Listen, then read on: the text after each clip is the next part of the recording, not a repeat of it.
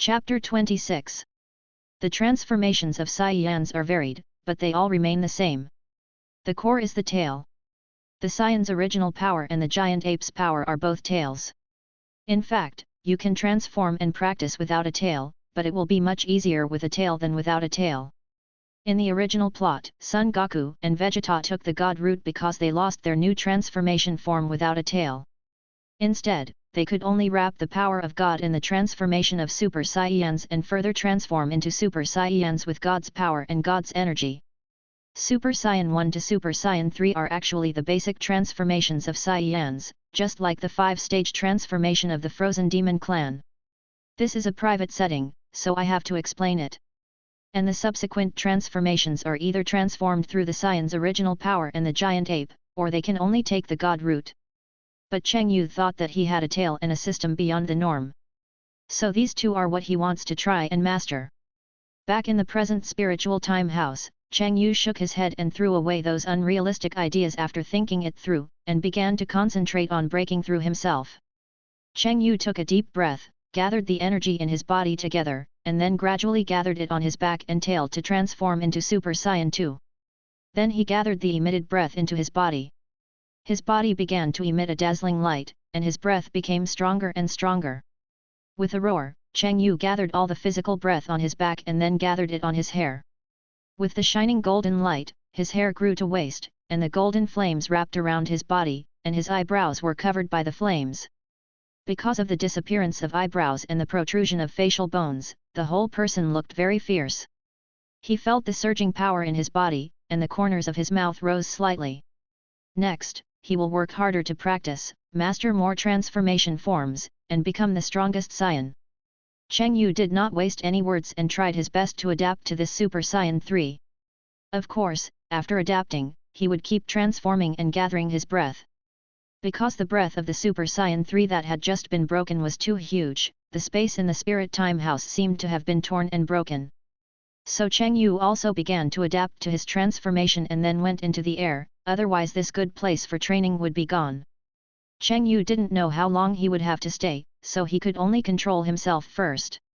When Cheng Yu was finally able to perfectly adapt to the transformation state and freely control his own energy, he took action without hesitation. He immediately increased the gravity setting of the gravity room and the gravity suit on his body, placing himself in an environment that always maintained high gravity, and then officially started training. The purpose of this is to ensure that his body and mind can adapt to this high-intensity pressure, and constantly challenge himself and break through the limit. Cheng Yu trained hard in a high-gravity environment, and his clothes were soaked with sweat. His muscles were tense, and every movement required great strength. As time passed, Cheng Yu's body gradually adapted to the oppression of high gravity. At this time, he began to try some more complex techniques and tactics. He simulated battle scenes and fought fiercely with virtual opponents. Every attack and defense made him more familiar with the ability of Super Saiyan 3. During the training process, Cheng Yu found that his speed and strength had improved significantly. He was able to easily perform powerful shock waves and even launch multiple Qigong waves in succession. His self-confidence also increased. However, Cheng Yu was not satisfied with this. He knew that to become a truly powerful Saiyan, he needed to constantly explore and break through his limits. So he decided to challenge more difficult training. As time went on, Cheng Yu's body began to sound the alarm. The high-gravity environment and long-term training pushed his body to its limit. He felt exhausted, his breathing was rapid, and sweat fell like rain. Cheng Yu realized that he could not hold on any longer, and his body could no longer withstand the pressure. He struggled to lift the transformation of Super Saiyan 3, and his body instantly lost its powerful support. Cheng Yu panted and collapsed to the ground. His body seemed to be hollowed out and unable to move. However, his heart was full of satisfaction and a sense of accomplishment. Through this hard training, he had a clearer understanding of his strength and found his shortcomings. After a short rest, Cheng Yu slowly stood up.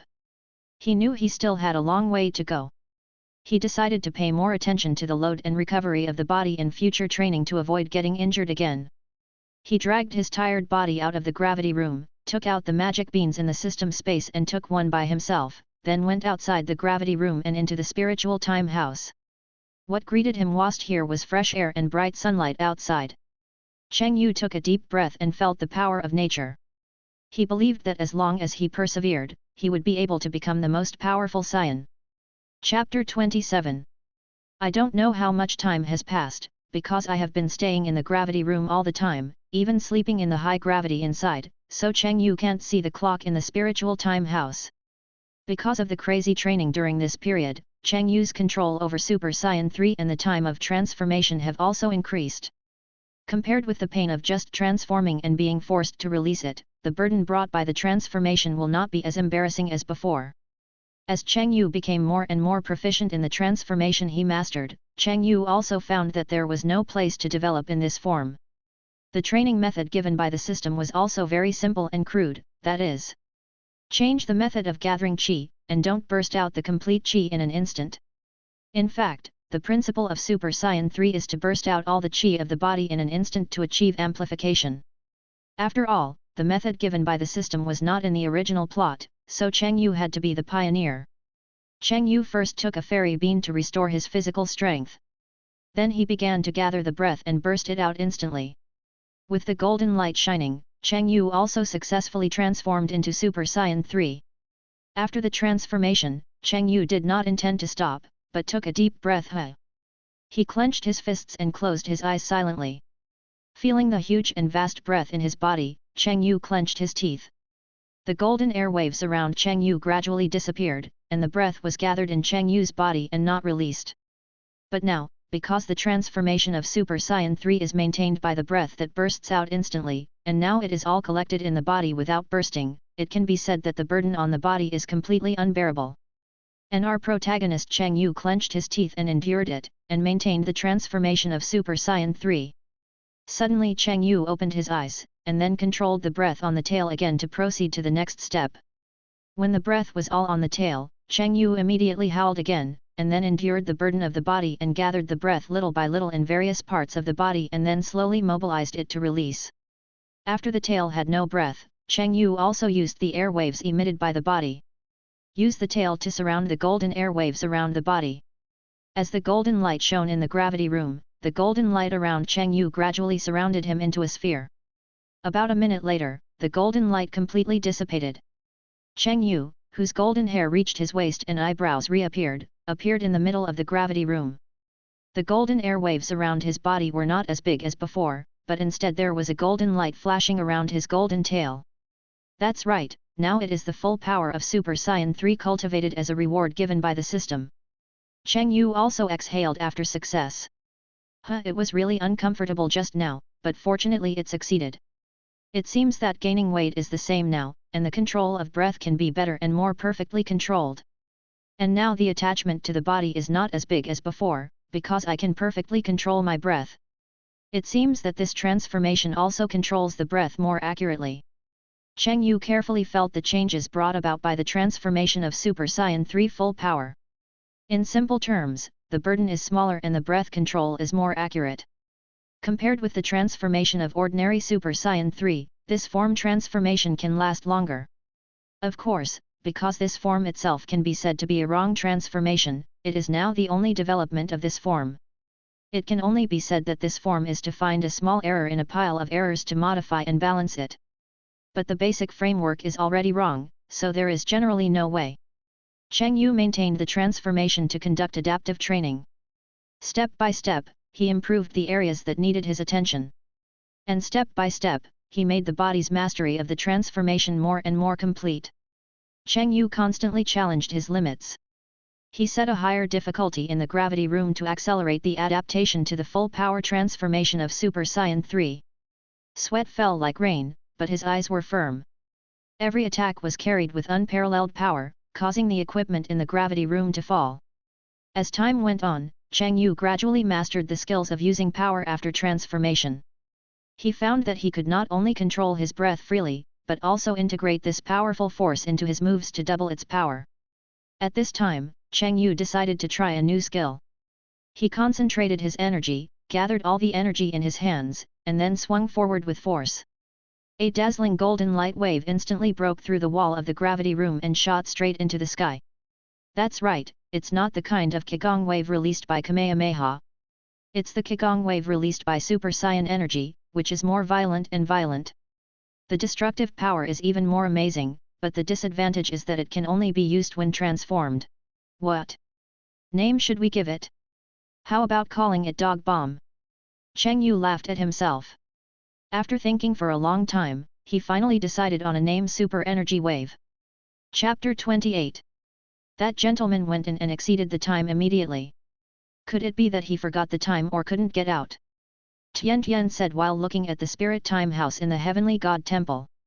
After 2 days of Bobo's introduction, Tian Tian also learned some of the situation on Earth and the things in the Heavenly God Temple, so seeing that Cheng Yu had not come out after 2 days, he asked. But just after he finished speaking, before Tian Tian could reply, Cheng Yu opened the door of the spirit time house and walked out. Wow, Tian Tian took office so soon. Is there anything to eat? I'm so hungry. Cheng Yu touched his stomach and said to Mr. Bobo and Tian Tian in front of him. Yes, wait a moment, I'll prepare it for you. Bobo walked away immediately. As time passed, Cheng Yu also ate the feast prepared by Bobo in the Heavenly God Temple. Although the taste was not very good, for Cheng Yu, who had eaten fairy beans in the spirit time house for 2 years, this was simply a delicacy from the mountains and the sea. After dinner, Cheng Yu moved a recliner from the Tian Shen temple and sat on it. Tian Tian and Mr. Bobo also moved a chair over. The 3 of them also sat on the edge of the Tian Shen temple and watched the setting sun. Cheng Yu sighed at the beautiful scenery and said, Wow, it's really beautiful. I've never seen it before. I was always busy with work before, and I didn't even observe my own body carefully. I haven't seen such a beautiful scenery. Mr. Cheng Yu, didn't you see the sunset in your time and space? Tian Tian was also surprised. In fact, Cheng Yu was talking about his previous life. Because of work, he never felt the people or things around him carefully. It can be said that he missed a lot of things. Now he sighed in response to the situation, but how could Tian Tian know? No, in that time and space I was an abandoned Saiyan baby, so I have been living on a deserted planet. Since I was on that planet, I have been training hard to avenge their abandonment. So I have never observed the things around me. Cheng Yu used the same trick to deceive Vegeta to deceive Tian Tian. What was your final result, Mr. Cheng Yu? Did you find it back? Tian Tian did not dare to continue talking after saying this. It's okay. Later, the Saiyans became extinct. When I had the ability to find it back, everything disappeared. Even the name Cheng Yu was given to myself. Maybe there is me in this world, but I was just a little unlucky and didn't survive when I was abandoned. Cheng Yu said expressionlessly at this time. But he thought in his heart, program-style deception method, one person keeps silent when he says it. No one can beat my talent, ha ha ha ha. Tian Tian did not speak either. The 3 of them just watched the setting sun quietly and went to rest. Cheng Yu couldn't sleep in bed, so he said. System, do you think I can go back? I want to go back to my original world and feel the feeling of home. Ding, I don't know that. I just know that I was bound to you when I woke up. I don't know anything else. In short, I am just a program with wisdom. Then do you know family, love, and friendship? Ding, the system has no entity, I don't know. Then system, do you think there is any way to give you an entity so that you can live like a normal person? You can't move and experience life in your current state. I still thank you very much. Ding, it's good that the host doesn't scold the system. In simple terms, according to human knowledge, you are a scumbag. Of course, you care about this system, and this system is still very touched. What? You know all this? Besides, how could I be a scumbag? I haven't even gotten along with girls. Ding, when the host doesn't use the system, he calls it a broken system, and when he needs it, he calls it a system dad. If this is not a two-faced person and a scumbag, what is it? Forget it, go to sleep and have a good rest. Let's talk about tomorrow's things tomorrow. Have a good rest today. Good night, Tongzi. Cheng Yu closed his eyes and rested on the bed after he finished speaking. And in another space that does not belong to this world, a spherical light group also silently said good night in his heart. Chapter 29. After a long time, Cheng Yu's combat power is growing rapidly. Through continuous practice and exercise, his body is getting stronger and stronger. Cheng Yu stayed in the Temple of Heaven for a long time, and from time to time he went to the city on earth to buy some things. It can be said that he lived a completely ordinary life again. System, you said that I have almost practiced Super Saiyan 3 now, so how to practice the transformation after that? And who is stronger, the Super Saiyan God or the ordinary Saiyan blood transformation? Cheng Yu asked suddenly. In fact, after so much practice, Cheng Yu also found that the development of this transformation has reached its limit, and if he wants to continue to practice and become stronger, he can only break through to the next stage or only practice basic combat power. Ding, Super God and blood transformation are basically the same. For example, Super Saiyan 4 is a blood transformation, which actually relies on the strength of the physical body to break the shackles, while Super Saiyan God relies on divine power to practice. Cheng Yu also understood the reason after listening to the system's words. One relies on his own strength, and the other relies on external forces. One relies on the flesh, the other relies on energy. Then system, can you sign me in? Give me something better, such as a direct reward for transformation. Ding, congratulations to the host for signing in. Option 1, Combat Power x 2 billion, Senzu Beans x 100. Option 2, Skill Artificial Moon, Senzu Beans x 100, Conditions and Cultivation Methods for Stimulating Blood Transformation. Option 2. There is no need to hesitate at all. As the things rewarded by the system were directly instilled into Cheng Yu's mind, Cheng Yu also began to carefully check the so-called cultivation method. After a long time of checking and understanding, he finally understood what transformation was. In fact, the transformation of Saiyans requires stimulating blood first, and then further completing the transformation of giant apes through the form of Super Saiyan 3. However, this transformation is not easy, because it has extremely high requirements for physical strength and breath control. If these two aspects cannot meet the standards, then the transformation cannot be successfully achieved.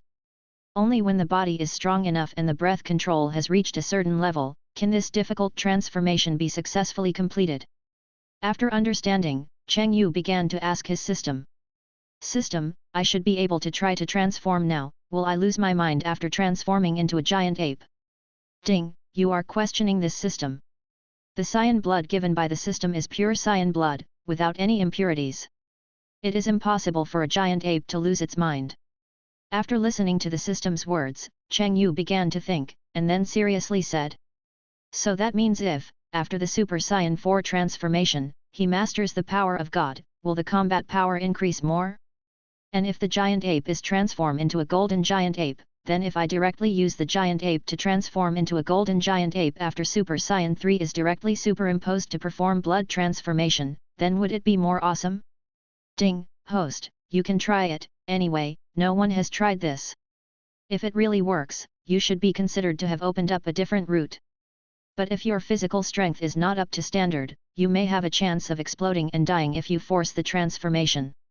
Cheng Yu straightened up immediately after hearing this, and said to himself. For this thing, let's do it normally. I don't want to be the first person to transform myself into nothingness. Chapter 30. Having stayed in the Temple of Heaven for more than half a year, Cheng Yu witnessed the whole process of the earth in the future world from being in ruins to being rebuilt by people. Today, the earth has roughly restored the life of the past. The once deserted city ruins have been gradually cleaned up and rebuilt, high-rise buildings have been erected again, the streets are neat and orderly, and vehicles shuttle through them. People's faces are filled with expectations and hopes for future life, as if they have forgotten the pain and sorrow of the past. The advancement of science and technology has made resource recycling and reuse possible, green energy is widely used, and the environment is effectively protected. In this process, Cheng Yu not only witnessed the tenacity and wisdom of mankind, but also felt the power of unity and cooperation. He knows that only by working together can the earth be revitalized. And he himself has been growing and improving in this process, and is full of confidence in the future. In addition to practicing in the Temple of Heaven, Cheng Yu also helps people here rebuild their homes on the earth in the future world. Then he will also have time to see Trunks to guide and help him train. During this period, although Cheng Yu was alone in this world, the people here were very enthusiastic, and he also experienced emotions that he could not experience in his previous life. Cheng Yu also lived alone in his previous life. He went to work and slept after work. Friends were very busy at work and rarely contacted each other, and family members rarely contacted each other. And here, maybe the people here have experienced this artificial human crisis, and now it is peaceful. Everyone is full of happy smiles even if they are tired of construction. In this other rest time, Cheng Yu is living a life of training and relaxation.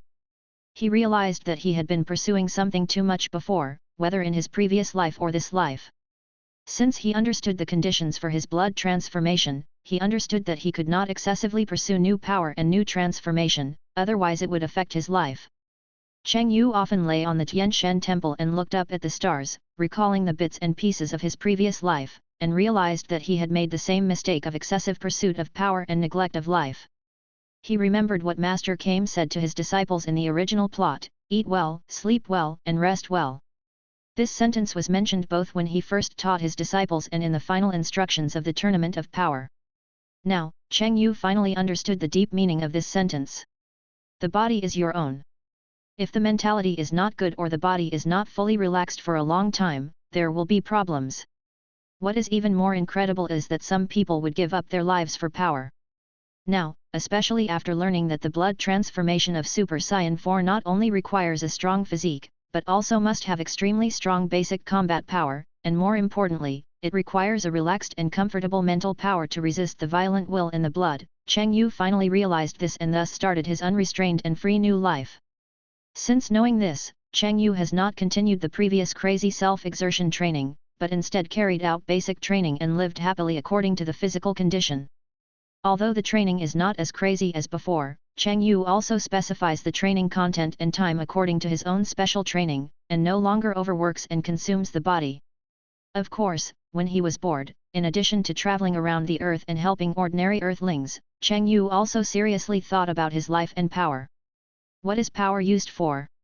Why do I have to pursue that powerful power? What am I for? No one knows these questions, so Cheng Yu casually talked about them with Bobo in the Temple of Heaven that day, but Bobo's answer made Cheng Yu fall into deep thinking. Many people become demons after they have powerful power, and some people become justice. Many people guard and protect. Some people retaliate.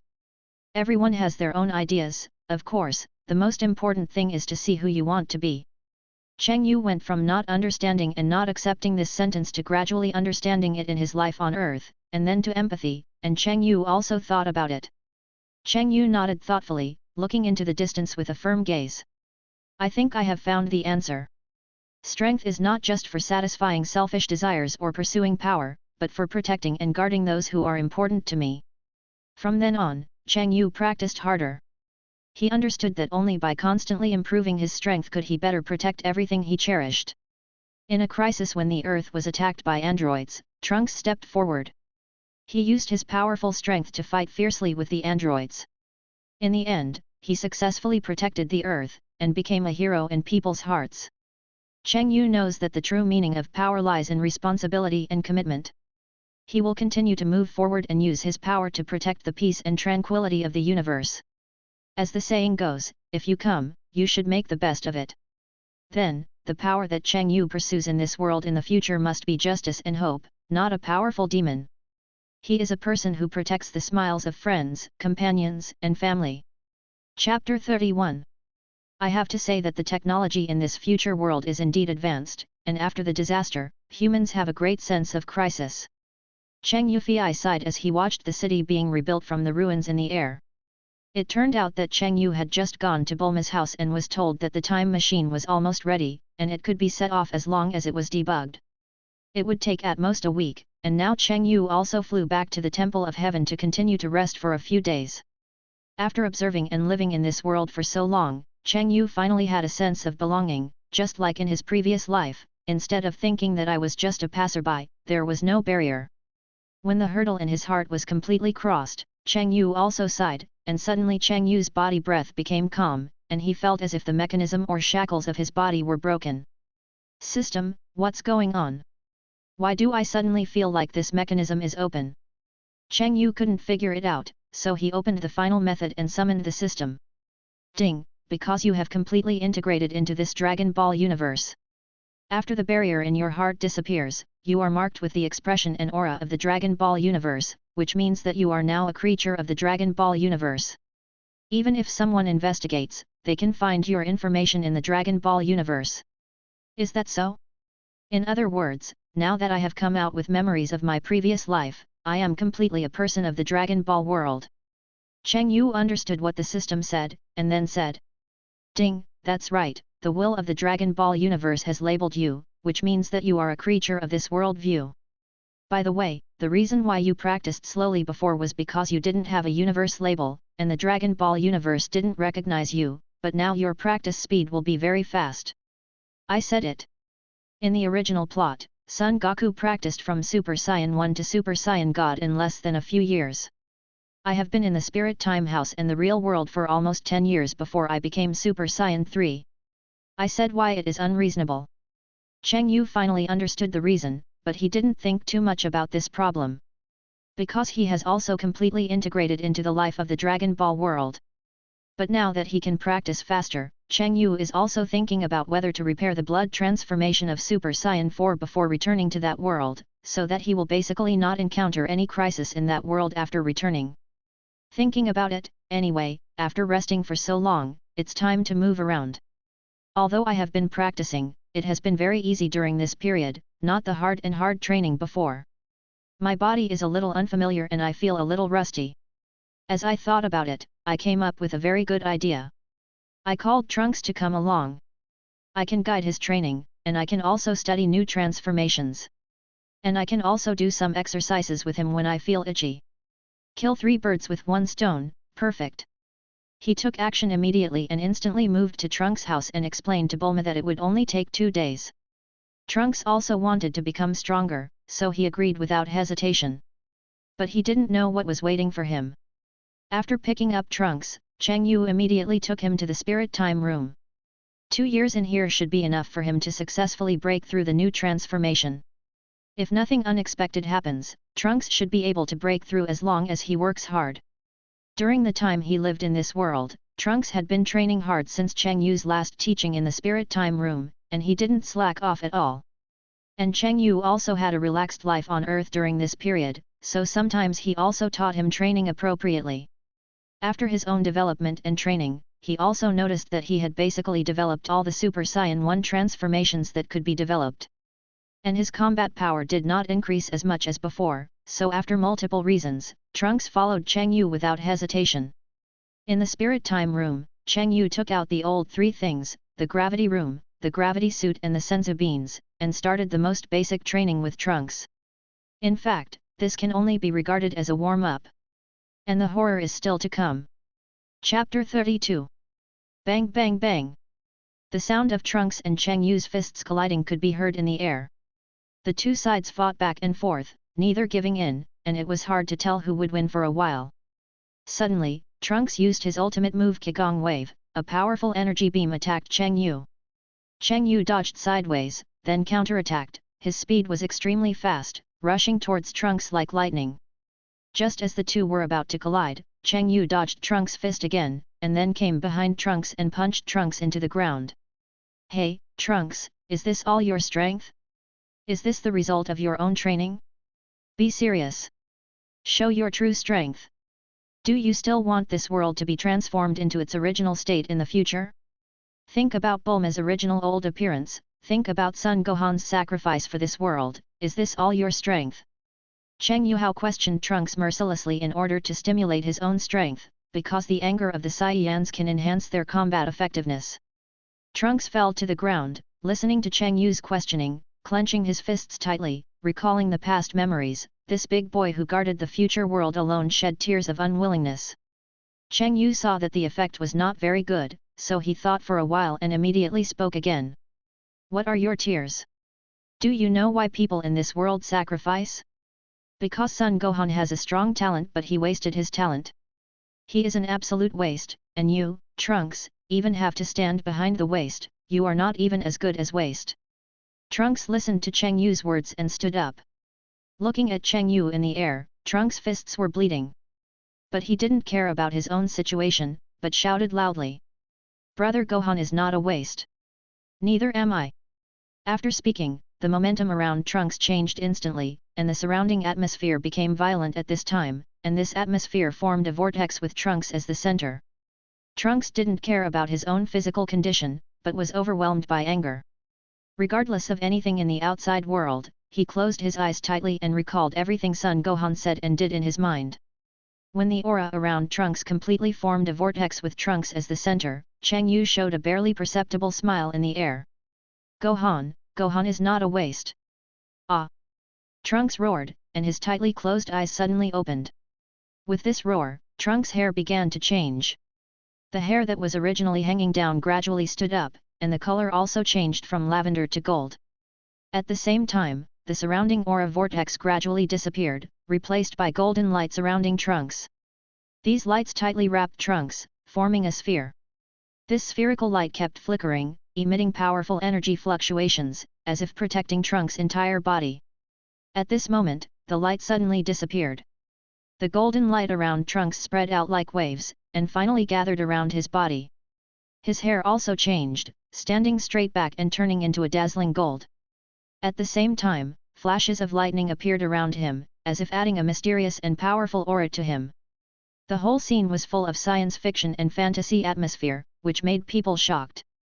Cheng Yu felt the change in Trunks' breath, his face changed slightly, but he did not retreat. He took a deep breath, exerted all his strength, and attacked Trunks. However, Trunks was extremely fast and easily avoided Cheng Yu's attack. Trunks launched a counterattack. His attack was as fierce as a storm, and Cheng Yu could only support it. In the fierce battle, Trunks gradually gained the upper hand, and his eyes revealed unprecedented anger, determination, and confidence. In the end, Trunks won with one move and knocked Cheng Yu to the ground. He looked at Cheng Yu, who fell to the ground, and the anger in his heart gradually subsided. However, although Cheng Yu was knocked to the ground, he smiled, stood up, patted the dust on his body and said, "I see you are overwhelmed by the power of anger, so, let me help you recover." Cheng Yu shouted, and a strong aura emanated from his body. His hair stood up and turned golden, and golden arcs shone around him. His eyes also turned golden, revealing infinite power. Trunks felt the change in Cheng Yu and was shocked. He didn't expect Cheng Yu to be able to enter the Super Saiyan 2 state, and the energy was so powerful. The two looked at each other, their eyes full of hostility. A fierce battle was about to break out. Cheng Yu and Trunks rushed towards each other at the same time, their fists collided with the power of destroying the world, and instantly triggered a violent explosion. In the smoke and dust, the two took a few steps back. Trunks widened his eyes and looked at Cheng Yu in disbelief. He thought he was strong enough, but he didn't expect Cheng Yu to be able to share the same strength with him. Cheng Yu sneered. He could feel the power in his body surging, as if it would never run out. He approached Trunks step by step, with unparalleled pressure in every step. Trunks gritted his teeth. He knew he couldn't retreat. He concentrated his energy and improved his combat effectiveness again, ready to meet Cheng Yu's attack. At this moment, Cheng Yu opposite Trunks disappeared, which made Trunks obviously panic at this moment, but the enemy would not give you this momentary opportunity. Cheng Yu flashed to Trunks and punched him with a punch. This punch was directly hit at Trunks with the energy of Super Saiyan 2. Trunks obviously didn't react because of the panic just now. When he just reacted and felt the majestic energy, it was too late. Trunks was directly hit by this punch and slid on the ground. The power of this punch was obviously quite strong. Trunks fell down directly after being knocked back by this punch. Because the previous battle consumed a lot of energy, his body had reached its limit, and he was hit by Cheng Yuquan's full force. Trunks' condition at this time can be said to be worse. He felt weak all over, as if all his strength was drained. Every breath became extremely difficult, and his lungs hurt as if they were hit by a heavy hammer. His vision began to blur, and then he fainted and fell to the ground on the spot. Trunks, who was experiencing three good things coming together, couldn't bear so much joy and fell to the ground, fainting with a large amount of blood at the corner of his mouth. Chapter 33. Seeing that Trunks might not wake up in a short time because of the transformation, Cheng Yu casually fed him a senzu bean and helped him lie on the other side. Cheng Yu himself flew for a long time and stopped when he could no longer see Trunks. Because he didn't know when Trunks would wake up, Cheng Yu was ready to try to transform into Super Saiyan 4. Cheng Yu stood up with his head held high, his eyes full of determination. He took a deep breath and began to mobilize the vast energy in his body. Cheng Yu put his hands together and gathered all the energy in his body into his palms. A dazzling light gradually condensed in his hands. As he continued to inject energy, the light became stronger and stronger, and finally formed a moon emitting soft light. When the moon was high in the sky, Cheng Yu looked up and stared at it, with a strange light flashing in his eyes. In an instant, his body began to change dramatically. His body continued to expand, his muscles bulged rapidly, and his bones made a crackling sound. The originally neat clothes were torn, revealing a furry body. His face also began to distort and his fangs gradually grew out. After a while, Cheng Yu turned into a huge and majestic gorilla. He beat his chest and roared deafeningly, as if announcing his powerful strength to the whole world. The gorilla in Cheng Yu's incarnation was majestic in the moonlight, but his clear eyes showed that he had not lost his mind. He stood in place, concentrating again, preparing for a more amazing transformation. Cheng Yu began to mobilize the energy of the Super Saiyan in his body, which rushed through his huge body. At first, the hair on his body trembled slightly, as if responding to this powerful force. As the energy continued to gather, the hair on the gorilla's body gradually glowed with golden light, which spread rapidly from shallow to deep. Cheng Yu's body also expanded further in the light, becoming larger and more powerful. When the light completely covered his body, Cheng Yu successfully transformed into a golden giant ape. His golden hair shone brightly in the moonlight, like an unshakable golden mountain. His eyes emitted a fiery light, and his powerful breath made the surrounding air tremble. After Cheng Yu successfully transformed into a golden giant ape, the bloody and brutal scene suddenly emerged in his mind. Those cruel scenes hit his consciousness like a tide, trying to control his mind. However, Cheng Yu relied on his strong mental power to fight against it tenaciously. He built a solid defense line deep in his heart to prevent this violent energy from breaking through the shackles of reason. His breathing became heavy and rapid, and his huge body trembled slightly, but his eyes revealed a firm light. Every time the bloody picture in his mind tried to gain the upper hand, Cheng Yu concentrated more and suppressed it with force. In this fierce mental battle, Cheng Yu's forehead was covered with beads of sweat, but he always gritted his teeth and did not succumb to the evil power. Gradually, the violent energy began to slowly subside under the control of his powerful mental power, and Cheng Yu finally regained control of his body and consciousness. Cheng Yu tried hard to control the huge body of the golden giant ape. After a short period of adaptation, he immediately took the next step. He concentrated his energy and tried to take the vast and boundless breath surrounding his body into his body bit by bit. I saw that the powerful breath that originally permeated around him, as if summoned, slowly gathered towards his body and gradually merged into it. After completing this step, Cheng Yu did not stop at all, and then began to mobilize all the energy in his body to gather it all to the tail. The energy flowed rapidly in his body and rushed towards the direction of the tail. The thick tail began to tremble slightly, as if to welcome this surging powerful force. The golden light surged like a tide, quickly wrapped Cheng Yu in it, forming a dazzling sphere. Under the cover of this light, Cheng Yu's huge golden giant ape body began to undergo wonderful changes. His body gradually shrank in the light, his originally sturdy limbs slowly became slender, and his huge body gradually shrank. The golden hair also became tighter as his body shrank, and the light flickered between the hair, like a dream. Throughout the process, the golden light continued to shine, and the powerful energy fluctuations caused the surrounding space to slightly distort. Cheng Yu was constantly transforming in the baptism of this light, as if he was about to usher in a new form. The golden light spread out like gorgeous fireworks and disappeared into the endless void. However, Cheng Yu was still surrounded by a mysterious red light, as if it was a shield protecting him. In the air, the electricity crisscrossed like a silver snake, illuminating the entire space. In this thrilling atmosphere, the red light gradually dissipated. When the light completely faded, Cheng Yu's figure finally appeared clearly. Yes, it was Cheng Yu who had transformed into Super Saiyan 4. His black hair became more messy and longer, and was draped over his shoulders wantonly, like an unruly storm. His chest and palms were covered with red body hair, which seemed like burning flames, showing the original wildness and power of the Saiyans. Cheng Yu stood tall and exuded unparalleled domineering aura, as if he was a god of war from ancient times, ready to meet all challenges. Cheng Yu slowly closed his eyes and immersed himself in the feeling of the vast energy in his body. His expression was solemn and focused, as if he was communicating silently with this powerful force. Time seemed to stand still at this moment, and everything around became extremely quiet, with only Cheng Yu's breathing and the subtle sound of energy surging in his body. After a moment, Cheng Yu suddenly opened his eyes full of determination and confidence. He began to move his body carefully, feeling every change brought about by the new transformation. He gently raised his arms, feeling the smoothness of the power transmitted in his muscles. He slightly bent his knees, experiencing the lightness and agility of his body. Every movement was done very carefully, not missing any subtle feeling. In the process of adaptation, Cheng Yu's face gradually showed a satisfied smile. He knew that this new transformation would give him more powerful strength to overcome the many difficulties ahead. Chapter 34. Trunks slowly woke up, and when his eyes fell on Cheng Yu's new form, his eyes widened instantly, his face full of disbelief, and he froze in place. Cheng Yu looked at Trunks' astonishment, smiled slightly, and said, "Trunks, don't be so surprised. This is my new transformation, which represents the primitive and wild power of the Saiyans." Trunks opened his mouth slightly when he heard this, and it took him a long time to recover. He stammered, This power is amazing, and this form is so handsome. Cheng Yu, you really impressed me."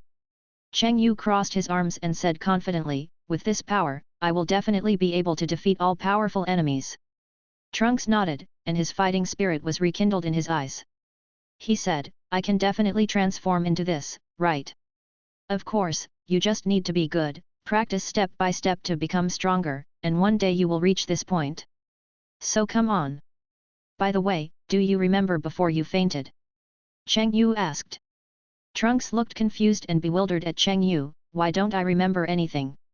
Cheng Yu looked serious and slowly explained, "Trunks, in the previous battle, in order to stimulate your potential and let you break through yourself, I deliberately angered you.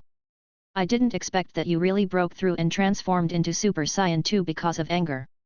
But I was a little heavy at the time, and this transformation put too much burden on your body, so you fainted." Trunks listened to Cheng Yu's explanation, thinking for a moment, and said after a while, "So that's the case, then I understand, thank you." "Hey, don't rush to thank me, I said some very unpleasant words at that time, I hope you don't mind. And now, see if you can still transform into Super Saiyan 2? You can try to get familiar with that transformation first, and then go to practice." Although Cheng Yu might be saying it to apologize, he still hugged his wrists in front of his chest for the sake of face and said proudly. Trunks didn't take Cheng Yu's words that angered him to heart. His eyes became focused and firm. Following Cheng Yu's instructions, he began to carefully sense the energy of Super Saiyan 2 in his body. He closed his eyes, calmed down, and concentrated on exploring the powerful force hidden deep in his body. At first, the energy was looming and elusive, but Trunks was not impatient at all and patiently tried to establish a connection with it. Slowly, he seemed to touch the edge of the energy and could feel its power and heat. Trunks took a deep breath, concentrated his mind, and tried to mobilize this energy. His forehead gradually oozes fine beads of sweat, and his body trembles slightly, but he still persists. Finally, the energy of Super Saiyan 2 began to flow slowly under his guidance, and a faint light emanated from Trunks' body. As the surrounding golden light flashed, lightning crackled around Trunks, and his hair stood up and turned golden. Trunks successfully transformed into Super Saiyan 2. "Hey, since you can transform, I'll tell you clearly that these transformations may be controlled by emotions due to the Saiyan bloodline, that is, out of control. So you have to suppress the anger and adapt to this transformation." Cheng Yu said and then seemed to remember something, so he spoke again. "By the way, you can first cancel the transformation and then suppress the anger and try to transform, and finally when the anger can be completely controlled, adapt to the transformation." "Okay, you adapt first, I also have to adapt to my transformation, I haven't tried it yet." You woke up. Trunks sighed at Cheng Yu's back, and then unexpectedly he smiled after cancelling the transformation. "Thank you, maybe I should really thank him. Forget it, I'll try my own transformation first." Trunks talked to himself, and then began to practice his mental power again, so as not to be overwhelmed by anger and controlled by emotions. Chapter 35. After Cheng Yu adapted to the transformation of Super Saiyan 4, he immediately moved to Trunks and said, "Hey, Trunks, do you want to try to fight me? You can also try your strength in the battle." "Okay, then, come on." Trunks said without thinking, looking at Cheng Yu, who transformed into Super Saiyan 4 with great interest. After Trunks successfully mobilized the energy of Super Saiyan 2, the light on his body became more and more dazzling.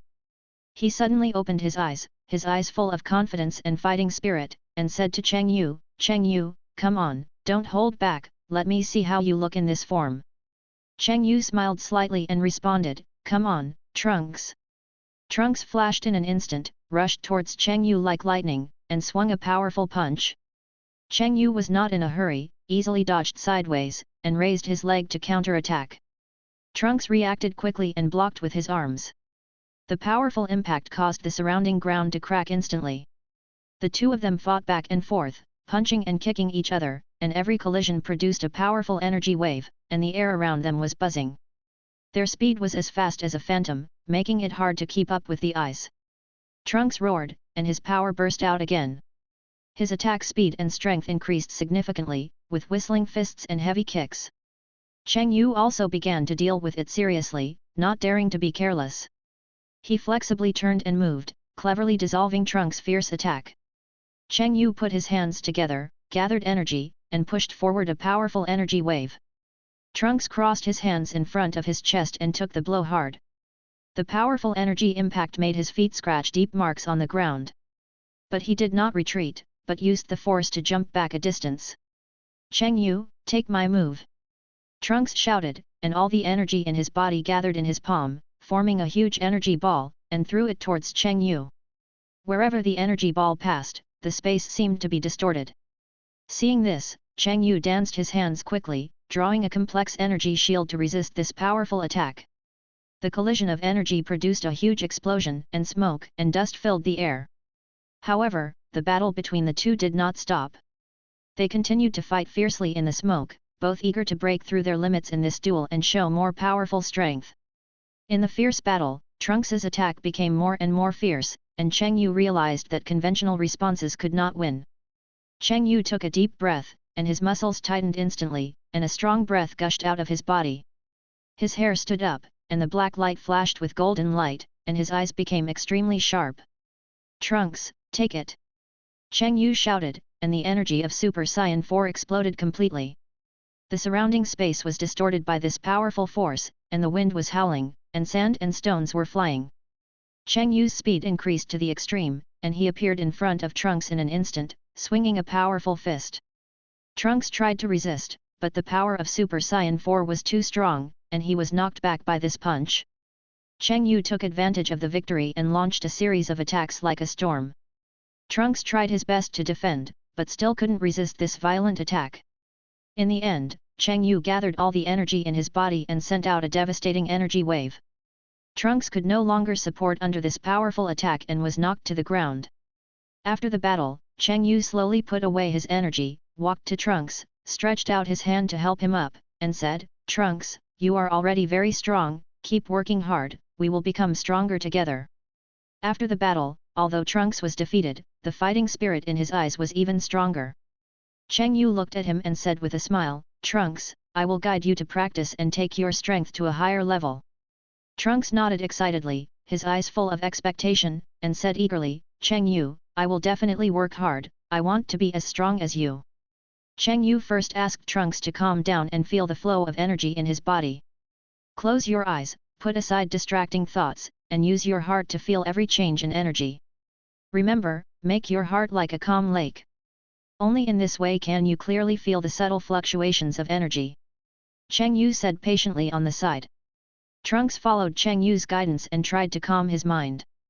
After a while, he opened his eyes and said a little frustrated, Cheng Yu, it's still difficult for me to concentrate. I am always affected by external interference. Cheng Yu patted his shoulder and encouraged him, don't be discouraged. This takes time and constant practice. Think about it, when you are in battle, only by keeping your heart calm can you do it quickly. Make accurate judgments and reactions. Try again, I believe you can do it. Trunks took a deep breath, closed his eyes again, and tried hard. When Trunks had a preliminary grasp of the perception of energy, Cheng Yu began to teach him how to control the output of energy. Power is not released blindly, but must be accurately controlled and sent and received freely. You see, it's like this. Cheng Yu demonstrated in person, condensing the energy in the palm of his hand, and then gently waved it, and a precise energy wave hit the target in the distance. Trunks observed carefully, and then began to practice repeatedly. However, the energy waves he sent out were either too strong or too weak. He said anxiously, "Cheng Yu, this is so difficult, I always can't control the strength." Cheng Yu comforted him and said, "Don't worry, cultivation requires patience and persistence. You have to feel the gathering and flow of energy in your body, and then adjust the output amount through consciousness. Try a few more times, you will find the feeling." During the training process, Trunks sometimes made mistakes due to impatience, and Cheng Yu always corrected and encouraged him in time. Trunks, haste makes waste. Training is a gradual process, and every mistake is an opportunity for growth. Believe that you can do it. Trunks gritted his teeth and said firmly, "Cheng Yu, I will not give up, I will definitely master this power." As time went by, under Cheng Yu's careful guidance, Trunks became more and more proficient in controlling energy, and his strength was steadily improving. Chapter 36. After completing their training, Cheng Yu and Trunks came to Bulma's house exhausted. As soon as they entered the door, they smelled the aroma of food. Bulma had already prepared a sumptuous dinner. Everyone sat around the dining table and enjoyed the food happily. After the meal, Bulma smiled and said to the two of them, "Cheng Yu, Trunks, I have good news for you. The time machine can be started. Cheng Yu, you can go back to your time and space." Cheng Yu stood up, bowed deeply to Bulma, and said gratefully, "Bulma, thank you for your care during this period, and thank you for your efforts for the time machine." Bulma waved her hand quickly and said, "Don't be so polite, Cheng Yu. I want to thank you for coming to this world and helping to solve the artificial human crisis so that everyone can live a peaceful life." When Cheng Yu and Trunks boarded the time machine, the lights inside the machine flickered, and various instruments made a slight buzzing sound. Trunks looked around curiously, while Cheng Yu had a solemn expression, with both the expectation of returning to his own world and a trace of worry about the unknown. With a strong light and energy fluctuations, the time machine started. They felt as if their bodies were pulled by an invisible force, the surrounding scene began to become blurred, and time and space seemed to be distorted. After an unknown amount of time, the light gradually disappeared and everything returned to calm. Cheng Yu and Trunks walked out of the time machine and found that they had come to the time and space where Cheng Yu was. The world in front of them made them feel both familiar and strange. Cheng Yu took a deep breath and said, "Trunks, this is the world of my time and space." Trunks looked at the surrounding environment and nodded, "What are your plans for the future? Come with me to deal with the androids." "You can go, but you can't. Because you have to explain your origins and where we went to everyone." "But I won't go with you. If I directly deal with the androids, do you think they will continue to hone and become stronger? And you can go with them now, but you should try not to take action or expose your strength, so that they can hone themselves in the crisis." Cheng Yu also explained the reason and tactfully rejected Trunks' proposal. "Okay, I will. Are you going home now?" "Yes, I have been training in your world for so long, and I can rest well to ensure the best condition of my body when I come back. I will go back first, and you can notify me if there is a crisis." After that, Cheng Yu flew away, and Trunks flew in another direction to find Son Goku and others. Trunks told everyone in detail that he came from another time and space, and his experience with Cheng Yu in that time and space. After listening to it, everyone's expression became serious. "In this case, we can't sit and wait for death. We must take the initiative to attack before the androids appear and nip the danger in the bud." Vegeta clenched his fists and said with a firm look. Son Goku also nodded in agreement, "Yes, we must be fully prepared and can't let them destroy our world." Krillin frowned and said worriedly, "But we don't know enough about these androids. I don't know how strong they are." Trunks said quickly, "In my time and space, Cheng Yu and I have fought with them. I have a certain understanding of some of their moves and weaknesses. I can tell you this information." Everyone began to discuss the battle plan enthusiastically, and everyone was full of fighting spirit and determination. "Then we will set off now. We can't give the androids any chance," Gohan said loudly. So, under the leadership of Trunks, everyone headed towards the place where the androids might appear, ready for a fierce battle. Just as everyone was about to set off, Son Goku suddenly covered his chest, his face turned pale, and his body was shaky. "Goku!" everyone exclaimed. Trunks hurriedly said, "This is a heart attack. The medicine I gave Gohan last time should be able to relieve it." Everyone hurriedly found the medicine from Gohan and quickly gave it to Son Goku. After taking the medicine, Son Goku's condition improved slightly, but he was still very weak and fell into a coma. "Leave Goku to me to take care of him, you guys go to deal with the androids," said Master Kame. Everyone knew that time was running out and they couldn't delay any longer. "Grandpa Kame, I'll leave Goku to you," said Gohan. "Don't worry, you must be careful," Master Kame warned. So, with firm faith, the others ran towards the direction of the androids, ready to meet this difficult battle. Chapter 37. While Trunks and the Z warriors were destroying the androids, our Cheng Yu was resting at home. "System, let me ask you something. If Son Goku and Vegeta merge, who is stronger, me or Gogeta or Vegeta?" After all, Cheng Yu is a senior Dragon Ball fan, and he is also a pure Saiyan, so he asked this question that is not a question. Ding, the warriors of Vegeta and Son Goku merged are 1 + 1 2, and you are 2, so do you understand? Cheng Yu was stunned when he heard the system say that he was 2. Although he could understand this sentence, it was not okay for you to say that I was 2. After calming down, he asked again. "System, who do you think has stronger potential between me and the two combined warriors? Or do you have any way to let me surpass the combined warriors of the two cheating protagonists?" Ding, the combined warrior is definitely greater than the single warrior. Because it has twice the potential and combat power of the two of them. If the combined warrior is just one person, then this person must be the strongest single warrior. After hearing what the system said, Cheng Yu completely understood, that is to say, if the combined warrior is a single person, no matter the potential or combat power, ordinary people can't catch up. "I can't hold it anymore, I can't hold it anymore. I practiced so hard just to be the strongest person, but this combined warrior can still surpass me. Forget it, the protagonist is worthy of being the protagonist, I'd better practice honestly. Don't be the head of a chicken, don't be the tail of a phoenix." Cheng Yu ended the tug of war with the system and returned home. After a simple meal, he came to the practice room he set up. In the practice room, there are various training equipment. Cheng Yu first carried out a series of physical training, push-ups, sit-ups, squats, each movement was done standardly and powerfully, and sweat kept dripping from his forehead. After completing the physical training, Cheng Yu began to meditate, adjust his breathing, concentrate his mind, feel the flow of energy in his body, and try to guide and gather it. Although such a practice life and daily life are simple, they make Cheng Yu feel fulfilled and satisfied. He knows that only by continuous efforts can he protect everything he cherishes in future battles. Gradually, Cheng Yu also discovered a problem. With the rapid growth of combat power, how to perfectly control the huge energy and breath of the body has become the biggest problem. For example, in battle, a wave of energy is needed to launch energy bombs.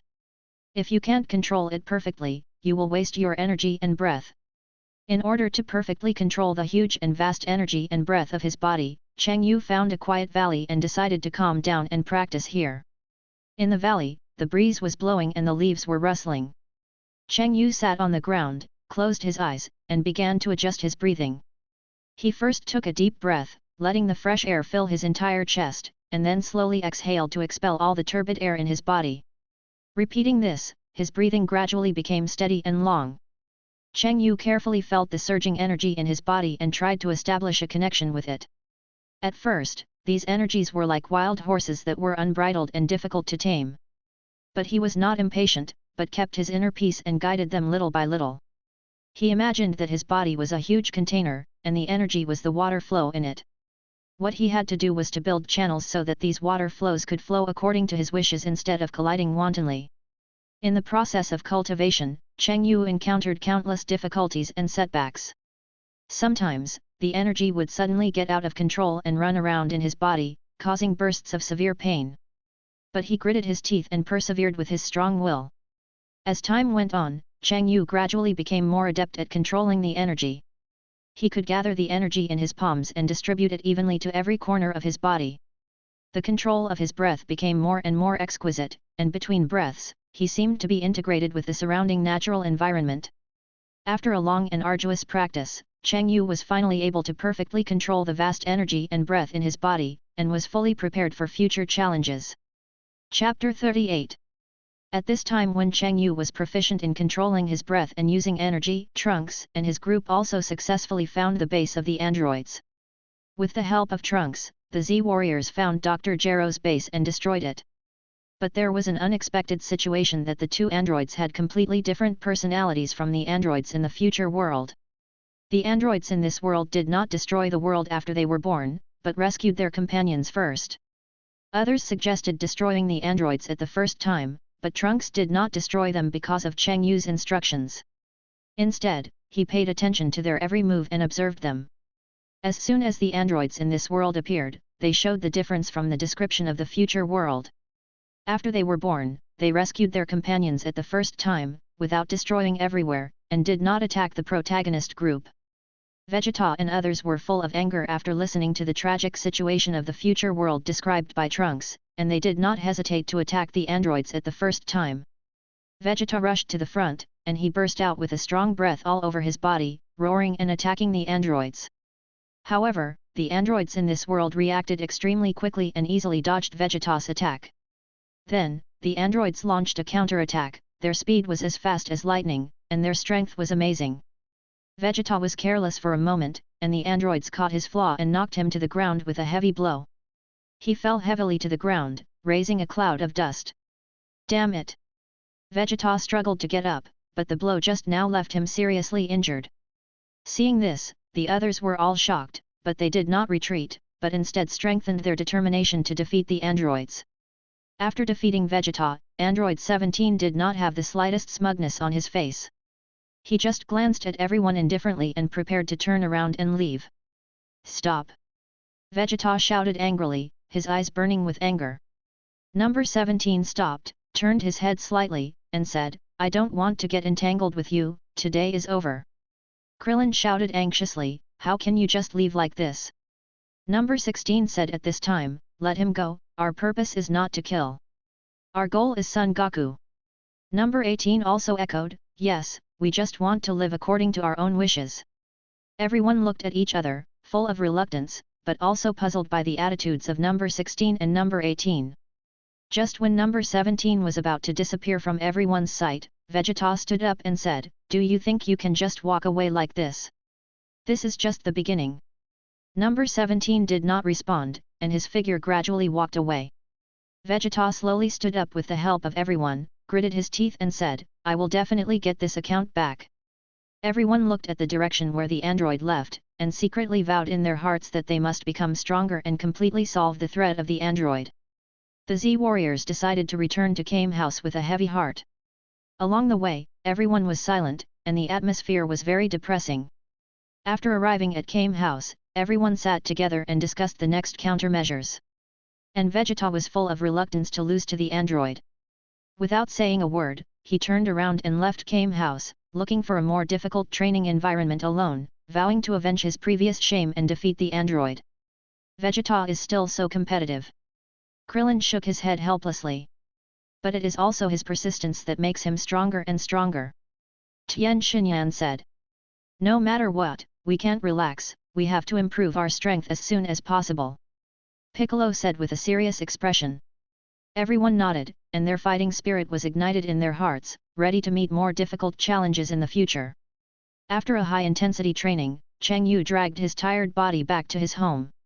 He fell on the bed and soon fell into a deep sleep. This sleep, he slept very sweetly and didn't wake up until noon the next day. After a simple meal, Cheng Yu adjusted his state and set off for Kame House.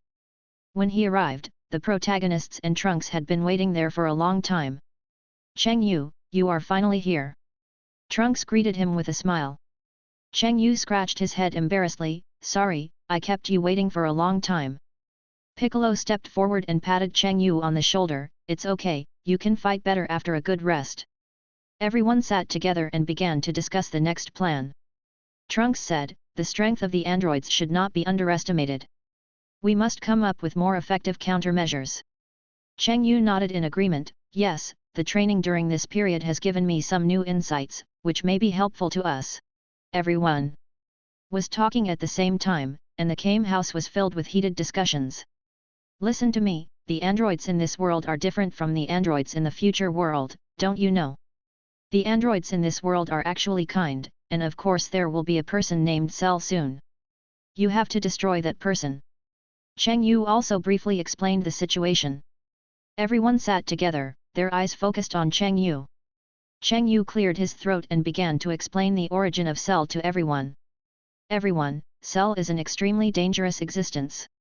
He was created by Dr. Gero, who collected the cells of many powerful people. Cheng Yu's expression was serious and his voice was low. These cells include those of the familiar Son Goku, Vegeta, and even Frieza. This gives Cell a variety of powerful abilities and combat skills. Cheng Yu's eyes revealed a trace of worry. Moreover, Cell evolves himself by constantly absorbing energy. He initially appears in an incomplete form, but as time goes by, he will become more and more powerful and more difficult to deal with. Cheng Yu's speech speed gradually increased, and everyone's expression became more and more solemn. At some point in the future, Cell will hold a so-called Cell game to determine the fate of the Earth. We must be fully prepared before that and improve our strength to have a chance to defeat him. Cheng Yu finished speaking and breathed a sigh of relief. Everyone fell into deep thought, knowing that they were about to face an unprecedented huge challenge. Chapter 39. Actually, what you need to do now is to train well. Those 3 androids were actually created for the purpose of destroying Son Goku. By the way, number 17 and number 18 are actually humans in nature. They were just modified. Cheng Yu explained to everyone. Hey, this is different from the future world, Mr. Cheng Yu. What's going on? Trunks also said. Actually, that is just equivalent to a parallel world, so it just develops a little faster. There are many other differences. What you need to do now is to train well. Trunks, let's go. After Cheng Yu finished speaking, he forcibly pulled Trunks back to his home. Cheng Yu looked at Trunks' puzzled expression and said seriously, Trunks, Cell needs to devour the 3 androids number 16, number 17 and number 18 to become a perfect body. Trunks frowned and asked, why these 3? Cheng Yu patiently explained, as far as I know, Dr. Gero set such special conditions when creating Cell. Number 16, number 17 and number 18 have special energy and structure. Only by integrating their power can Cell reach the state of perfection and gain the most powerful strength. Trunks clenched his fists with a serious expression, then we must not let Cell succeed. Cheng Yu looked at Trunks seriously and said slowly, Trunks, the androids in this world are very different from those in the future world. In the future, after the androids appear, they will start a large-scale destruction and killing. Their purpose seems to be simple destruction. But in this world, the androids don't destroy anything, and they have their own thoughts. Trunks frowned and listened carefully. By the way, what you should do is not to destroy the androids with everyone, but to stop Cell from devouring the androids to become a perfect body. The androids in this world are also kind, don't you know that? I won't tell you anything else. Remember to let them hone themselves, instead of destroying them alone. Trunks nodded, and understood what Cheng Yu meant, and then said. So do you know when Cell will appear? It should be when Son Goku wakes up. I don't know anything else. In fact, you should practice with them. I'm just here to explain these issues to you. I shouldn't be involved in these things. Cheng Yu said helplessly and spread his hands. By the way, seriously, don't destroy those 3 androids. They didn't do anything wrong, right? It's Dr. Gero's fault. The brother and sister were ordinary people before, so after Cell's incident, I can still go find those 2 to practice together. I'm bored in this world anyway. Trunks smiled helplessly after hearing what Cheng Yu said, and then said. Well, I'll go and see everyone's training. Mr. Cheng Yu is leaving. After Trunks left, Cheng Yu didn't plan to do anything, but felt very bored. So he moved a recliner to the yard to bask in the sun. System, it's been so long, isn't it time to sign in for something good for me? Ding, sign in option 1. Basic combat power x 2 billion, Senzu beans x 100. Sign in option 2. Blood sublimation, Senzu beans x 100. Cheng Yu didn't react for a while after listening to the choices given by the system. When he came to his senses, he immediately asked. What is blood sublimation, system? Ding, you are now an ordinary Saiyan with purer blood like Son Goku, and the system's reward is to sublimate your blood directly, which means that after sublimation, your potential will increase exponentially, and your blood transformation may be different. Cheng Yu began to hesitate after listening to the system's explanation. Who knows what changes will happen if the transformation is different? If it becomes weak directly, it will be a big loss. Forget it, give it a try, the bicycle will become a motorcycle. System, give me option 2. As Cheng Yu finished speaking, the system immediately began to sublimate Cheng Yu's blood. At that moment, Cheng Yu only felt a heat flow entering his body and then spreading from his back and tail to his whole body. When this process was over, Cheng Yu turned over from the chair and rushed to the mirror, then observed his appearance. Cheng Yu observed his normal state and found that there was no big change. Instead, he found that his pupils changed from black to light red. The tail also changed completely from brown to light red. System, what's going on? The color of the pupils and tail is what has changed? Ding, this is the effect of blood sublimation. Your blood gradually becomes pure and will not be mixed with other things. Potential increases with the change of blood. Oh, by the way, host, you can try to transform and feel it. Cheng Yu listened to the system's words and closed his eyes and mobilized the power of the Saiyan blood from his body. With a flash of red light, Cheng Yu transformed into Super Saiyan 4. Then Cheng Yu opened his eyes and observed his transformation first. He found that his pupils, tail, and body hair were red, as if there was no difference from the original. Cheng Yu closed his eyes again and carefully felt the changes in his body. Suddenly, through Cheng Yu's discovery, the original explosion and brutality of the Saiyan in his body disappeared, and now he can control his emotions freely. So that's what happened. Now there is no need to control emotions. You just need to adapt to the transformation and enhance your combat effectiveness. The emotional side effects of the transformation disappear, the burden on the body is smaller, and the original energy control of the Saiyan can be more precise. This is simply amazing. Cheng Yu said to himself, and then he immediately became interested and went to the gravity room at home to try out the current transformation. Chapter 40. Another period of time passed. As expected, Cheng Yu had been observing everyone's every move on Earth these days, and Cell also came here from Trunks' future time and space in a time machine. After taking the heart disease medicine brought by Trunks from the future world, Son Goku fell into a coma. Everyone surrounded him, worried and anxiously waiting for him to wake up. Time passed by minute, and finally, in everyone's expectation, Son Goku slowly opened his eyes. His eyes were a little confused at first, but soon he regained his former clarity and firmness. Goku, you finally woke up. Everyone cheered in unison, with joyful smiles on their faces. Son Goku smiled weakly, I made everyone worried. Gohan hurried forward, Dad, how do you feel? Son Goku sat up and moved his body, much better, thanks to the medicine brought by Trunks. Vegeta crossed his arms and said, Humph, now that you are awake, you should recover quickly. The enemy will not wait for us. Son Goku nodded, don't worry, I will recover as soon as possible and fight with you. On a quiet afternoon, the sun shone softly on the earth. However, this tranquility was soon broken by a sudden evil breath. After successfully devouring number 16, Cell exuded a creepy and terrifying breath. At this time, Vegeta, Son Goku, Gohan and others were practicing hard. Suddenly, they almost felt this strange, extremely powerful and evil breath at the same time. This breath seemed to carry an invisible pressure, which instantly shrouded their hearts in a layer of haze. What is this breath? So evil, so disturbing. Vegeta frowned first, his sharp eyes revealed an unprecedented solemnity. He stopped the training action in progress and clenched his fists unconsciously. Son Goku also came back to his senses from the state of training. His expression was serious and focused. He said, no matter what it is, this breath is so strong and evil that it will definitely bring a huge threat. We must go and see it. Gohan followed closely and said firmly, Dad, I will go too. Without the slightest hesitation, everyone put down their training and ran towards the direction where the breath came from at the fastest speed. Along the way, they were in a very heavy mood, constantly guessing the source of this evil breath and the possible crisis in their hearts. When they finally arrived at the scene, they were shocked by the scene in front of them.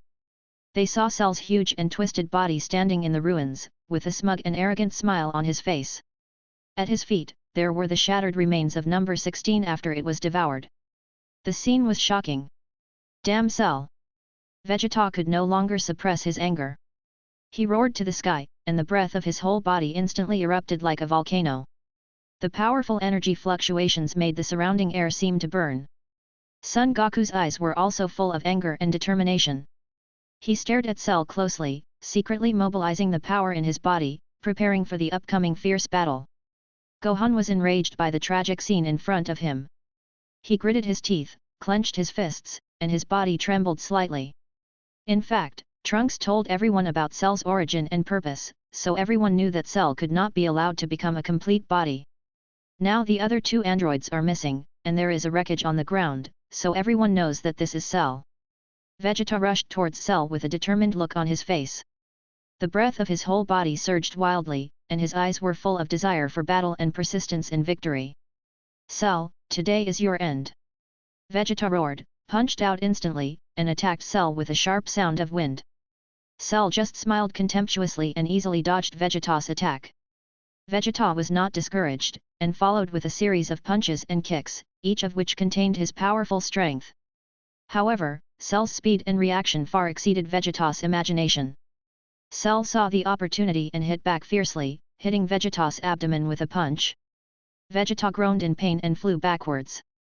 But Vegeta quickly adjusted his body shape and rushed up again. He kept releasing energy waves, trying to hurt Cell. But Cell was like a ghost, freely shuttling through Vegeta's attacks without any damage.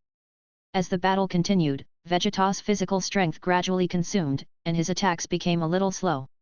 Cell seized this opportunity and launched a fierce counter-attack. His fists and kicks fell on Vegeta like a storm.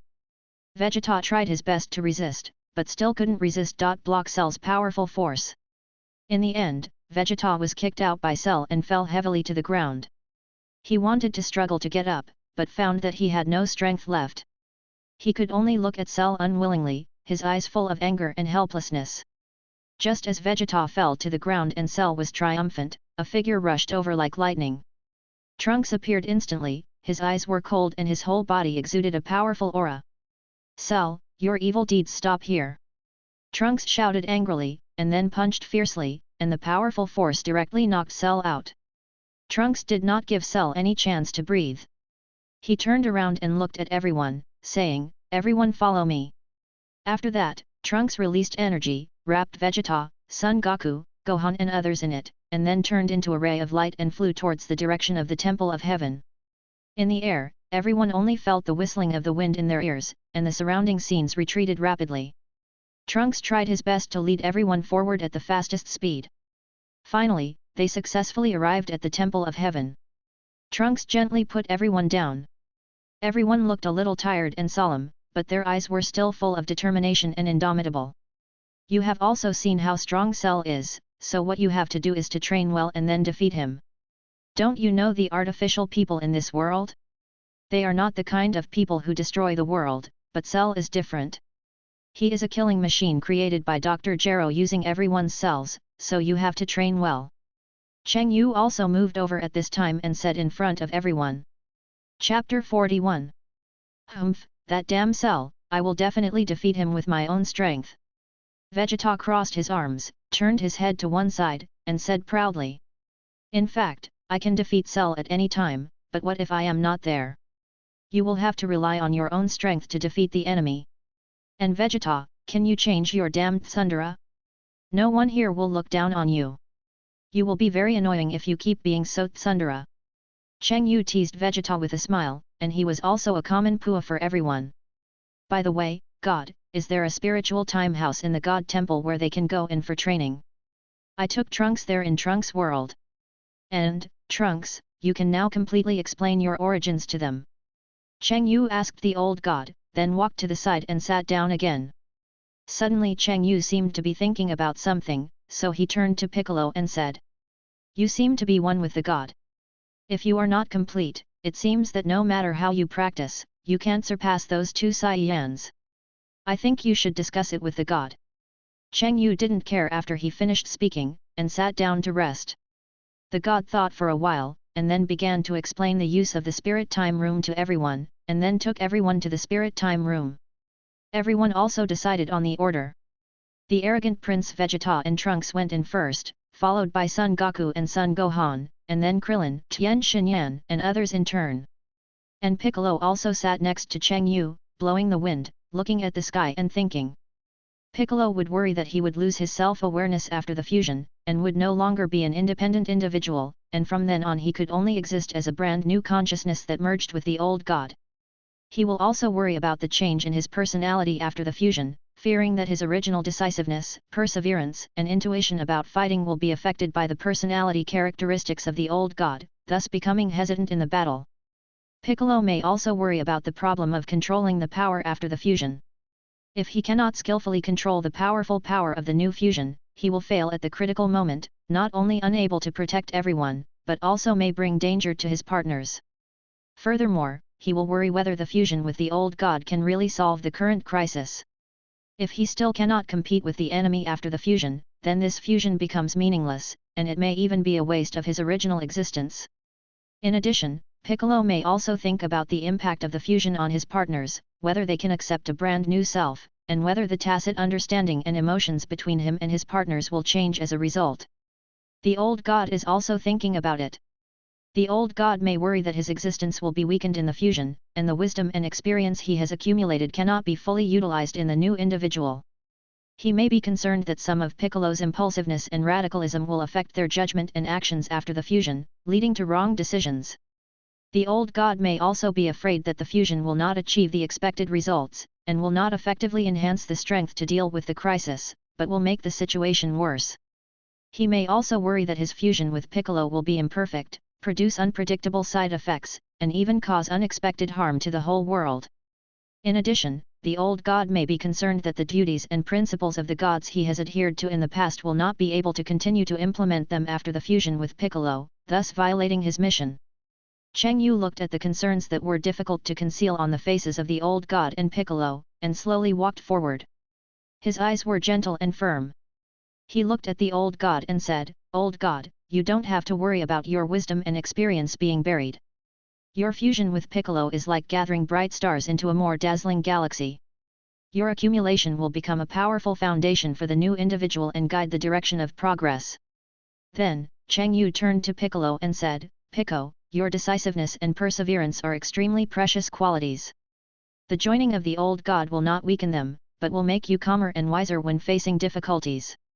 You must believe that this fusion is not about who is assimilated by whom, but about the advantages. Complement each other and grow together.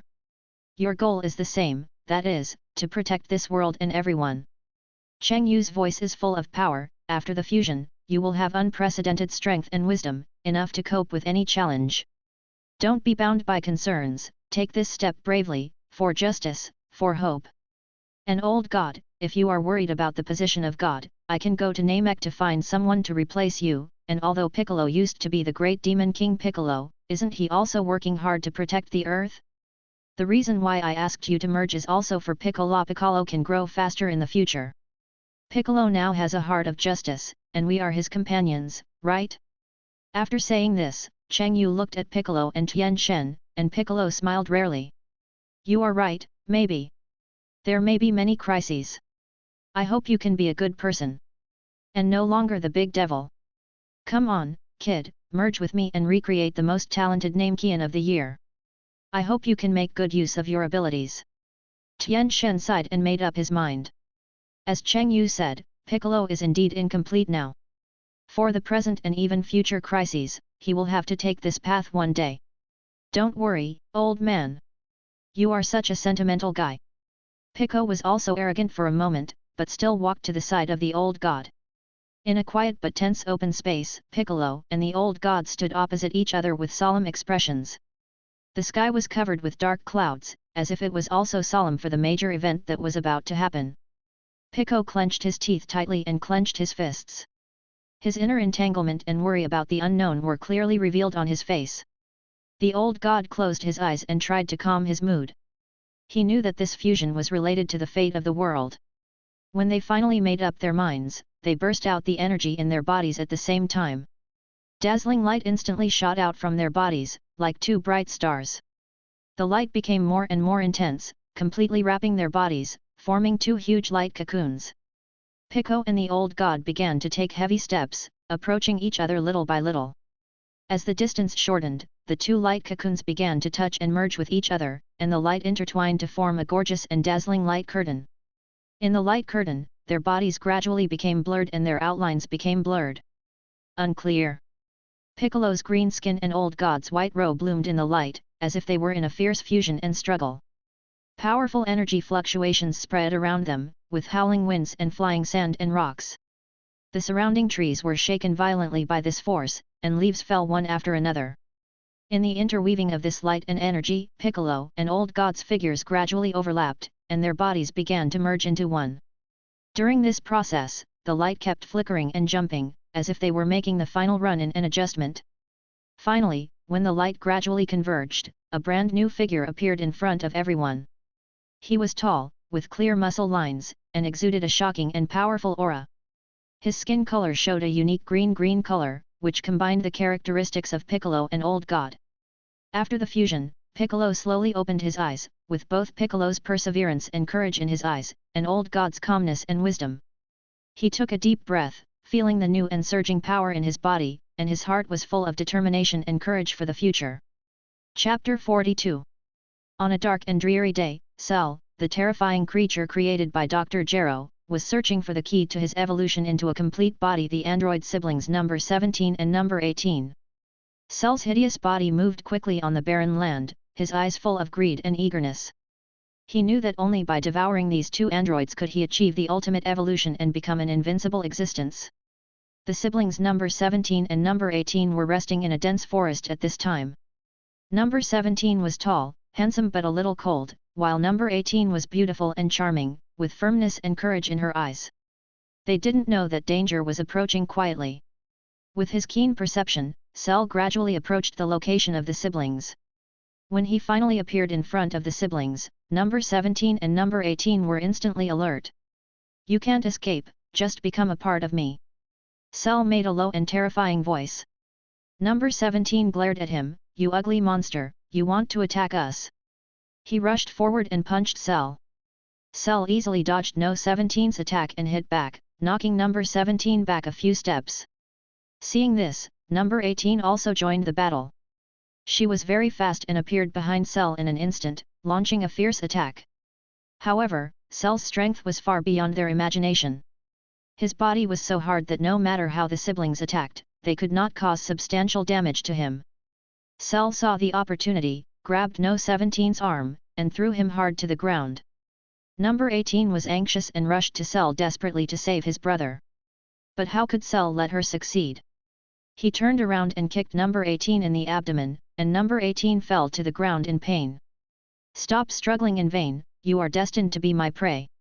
Cell smiled triumphantly and approached the siblings step by step. Number 17 got up from the ground with difficulty. He wiped the blood from the corner of his mouth, his eyes full of anger and indomitable spirit. "Even if we die, we will not let you succeed." The siblings fought side by side again, their attacks were more fierce and their moves were more fierce. But Cell was always at ease and easily resolved every attack from them. As the battle continued, the physical strength of number 17 and number 18 gradually depleted. Cell saw the opportunity and suddenly opened his mouth wide, releasing a strong suction force, trying to suck number 17 into his body. Number 17 fought hard against the suction force, but his strength seemed so small in front of Cell. In the end, he was sucked over by Cell little by little. "Brother!" Number 18 shouted loudly and rushed towards Cell, trying to stop him. But it was too late, number 17 was completely swallowed by Cell. Cell's body emitted a strong light, and his aura instantly became stronger. Number 18 was filled with grief and anger, and she launched a final attack on Cell regardless of everything. But Cell at this time was no longer the same as before. He easily blocked No 18's attack and released suction again, sucking number 18 into his body. When number 18 was also swallowed, Cell's body burst out with an extremely powerful energy fluctuation. His form began to change, his body became more perfect, his muscle lines became clearer, and his aura became extremely terrifying. Cell finally became a complete body. He opened his arms and roared to the sky, as if announcing his invincibility to the whole world. At this time, Son Goku and others in the distance felt this powerful energy fluctuation, and they knew that a more difficult battle was coming. Cell felt the surging power in his body, and his heart was full of confidence and arrogance. He decided to challenge Son Goku and others to let them see how powerful he was. He flashed and rushed towards the direction of Son Goku and others. Wherever he passed, there was a strong wind and flying dust. On the other side, Son Goku and others were ready to meet Cell's challenge. They knew that this would be a life and death battle related to the fate of the earth. Because Son Goku and others were in the Temple of Heaven, Cell searched everywhere but to no avail. This evil monster did not give up, and he came up with a crazier plan. With his powerful strength, Cell controlled the signal of the TV station. On the TV screen, his hideous and terrifying face appeared in front of the audience all over the world. "Listen up, stupid humans." Cell's voice was full of threats and arrogance. "I, Cell, will hold a Cell martial arts tournament. If you so-called strong men cannot defeat me in the competition, then I will destroy the world." His words were like a bombshell, causing great panic around the world. People watched the TV in horror, their hearts filled with despair and fear. Shiru continued, "I will give you time to prepare and summon your strongest warriors. But remember, this is your last chance, don't try to resist, otherwise the consequences will be disastrous." After that, the TV screen returned to normal, but Cell's threat was deeply imprinted in everyone's heart. The world fell into chaos, and people prayed for heroes to appear and save this world in danger. When Son Goku and others learned the news in the Temple of Heaven, they knew that they had a heavy responsibility and began to practice more diligently to prepare for this battle that concerns the survival of the world. After learning that Cell was going to hold a martial arts tournament and threatened to destroy the world, Son Goku and others immediately plunged into intense preparations. Son Goku knew that Cell was powerful. He knew that it might be difficult to win by simply relying on the improvement of strength, so he focused more on the practice of his own fighting skills and state of mind. In a secluded corner of the Temple of Heaven, he carried out high-intensity training day after day, constantly trying to use his strength more exquisitely, and striving to achieve the ultimate precision and power with every punch and every kick. Vegeta, relying on his strong self-esteem and unyielding spirit, frantically carried out special training for strength. He constantly broke through his limits, squeezing every bit of potential in his body, with only one belief in his heart to defeat Cell in the martial arts tournament and prove that he is the strongest. Under the guidance of Piccolo, Son Gohan strives to tap his hidden potential. Piccolo inspires Gohan's fighting spirit and strength through various rigorous training methods. Although Gohan is still young, he knows that he has a heavy responsibility, so he never complains during training and exceeds his limits again and again. Krillin and Tien Shinyan are also not slack at all. They learn from each other and discuss the improvement of fighting skills together. The two constantly improve their moves and strive to play the greatest role in the martial arts tournament. Although Yamcha is relatively weak, he also actively participates in training and strives to improve his strength, hoping to contribute to the team in the battle. During the preparation period, everyone not only focuses on improving their personal strength, but also often conducts team running and tactical discussions. They encourage and support each other and do their best for the common goal of defeating Cell in the Cell Martial Arts Tournament and saving the world. Chapter 43. In the mysterious spiritual time house, Vegeta devoted himself to crazy practice. The speed of time in the time house is different from that in the outside world, giving Vegeta ample opportunities to practice. There is an unyielding flame burning in his eyes, every effort is accompanied by a roar, and every breakthrough is accompanied by sweat. After countless attempts and challenges, Vegeta finally successfully cultivated the complete form of Super Saiyan 1. In this form, the increase in power consumption and the burden on the body reach a perfect balance. Vegeta felt the surging power in his body, full of confidence, and couldn't wait for a moment. He couldn't wait to verify his practice results. He immediately rushed out of the spiritual time house and went straight to fight Cell. His steps were firm and powerful, and he had only one thought in his mind, to defeat Cell and prove his strength. At this time, Vegeta seemed to be a god of war returning from hell, with endless anger and determination, ready to release all his power on the battlefield. Vegeta was determined to prove that he was the strongest Saiyan. He ignored the persuasion of Son Goku and others and resolutely went to Cell. On the battlefield, Vegeta was shining with golden light, and the powerful aura of a complete Super Saiyan was revealed. He glared at Cell, his eyes full of provocation and confidence. Cell looked relaxed, and did not seem to take Vegeta seriously. The battle broke out instantly, and Vegeta rushed towards Cell like a golden lightning, with whistling fists and heavy legs. However, Cell's strength was far beyond Vegeta's imagination. Cell easily dodged Vegeta's attacks, and every counter-attack made Vegeta unable to resist. Although Vegeta tried his best and his moves were fierce, he seemed so powerless in front of Cell. As the battle continued, Vegeta gradually showed fatigue and his attacks were no longer so swift. But Cell was always at ease. He saw the right time and hit Vegeta hard, knocking him out. Vegeta fell heavily to the ground, with blood flowing from the corner of his mouth. But he still struggled to stand up and wanted to continue fighting. Cell smiled and said, "You are too weak, Vegeta." Surprisingly, Cell was very confident and thought that Vegeta was no longer a threat to him. He chose to let Vegeta go instead of killing him. Vegeta looked at Cell's departing back, his heart full of reluctance and humiliation. Son Goku was just about to enter the spirit time chamber to practice, and at this time Cheng Yu, who was next to him, came out and said, "Okay, Vegeta should be defeated. Now I will tell you too about the evolutionary root of the Saiyans and how you should practice." When Son Goku and Son Gohan were about to step into the spirit time chamber, Cheng Yu solemnly explained the evolutionary root and practice methods of the Saiyans to the father and son. "Goku, Gohan, the evolution of Saiyans is not achieved overnight. First of all, the basic form of Super Saiyan is the initial burst of power, but this is far from enough. To continuously improve, you have to break through the dual limits of body and mind." Cheng Yu looked serious. "The advancement of Super Saiyan I requires you to control the power more finely, so that every bit of power can be fully utilized, rather than simply relying on brute force. Later, Super Saiyan 2, this requires you to feel and break through the shackles of that layer of power at the moment of anger or extreme emotional outburst. But remember, you can't rely on emotions, but learn to actively control the awakening of this power." Cheng Yu stood in front of Son Goku, took a deep breath, and instantly burst out with a powerful momentum. His hair stood up, turning from black to gold, the golden light shone brightly, and the electric light wandered around his body. Then, Cheng Yu's breath rose again, the golden hair became more upright and sharp, the aura around him became stronger, and the wind rose because of him. His eyes became extremely sharp, as if they could penetrate everything. The muscles on his body bulged slightly, containing endless power. "Goku, this is the form of Super Saiyan 2. Cheng Yu said loudly, his voice full of strength and confidence.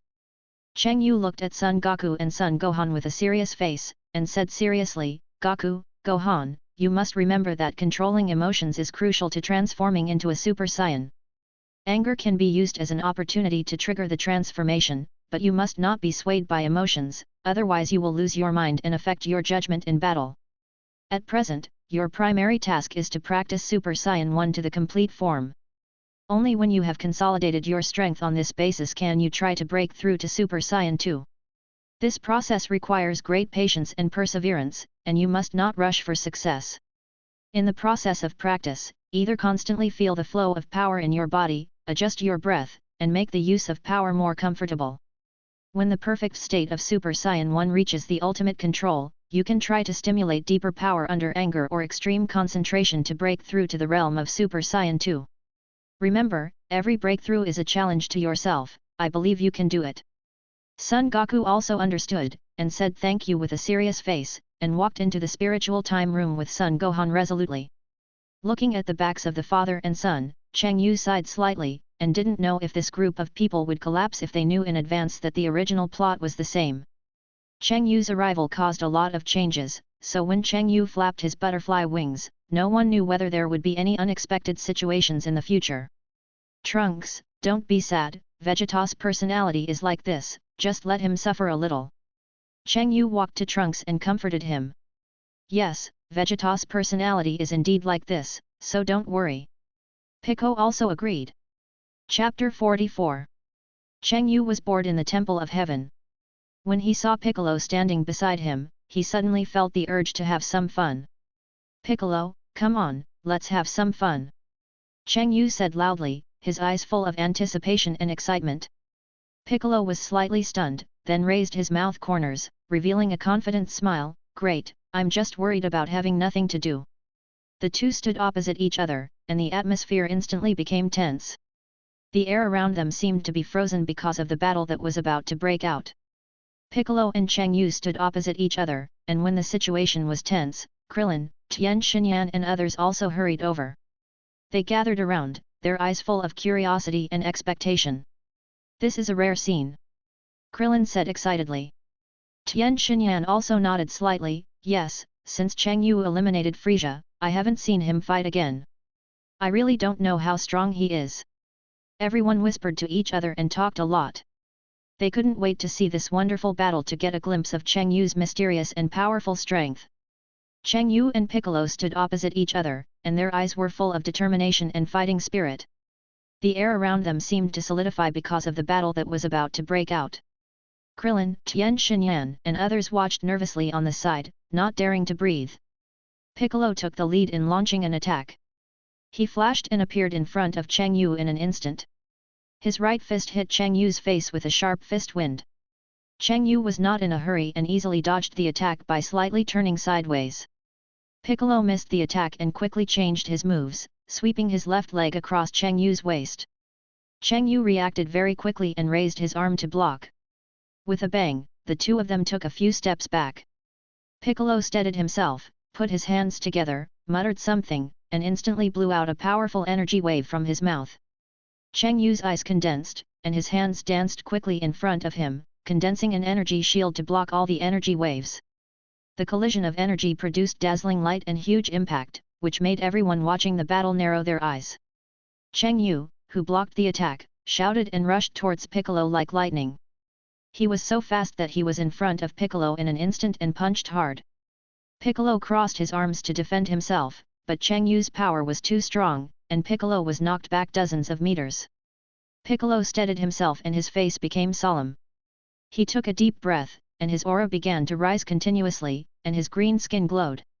He opened his hands, and the surrounding energy quickly gathered towards him, forming a huge energy ball. Cheng Yu, take my move! Piccolo roared and pushed the energy ball towards Cheng Yu.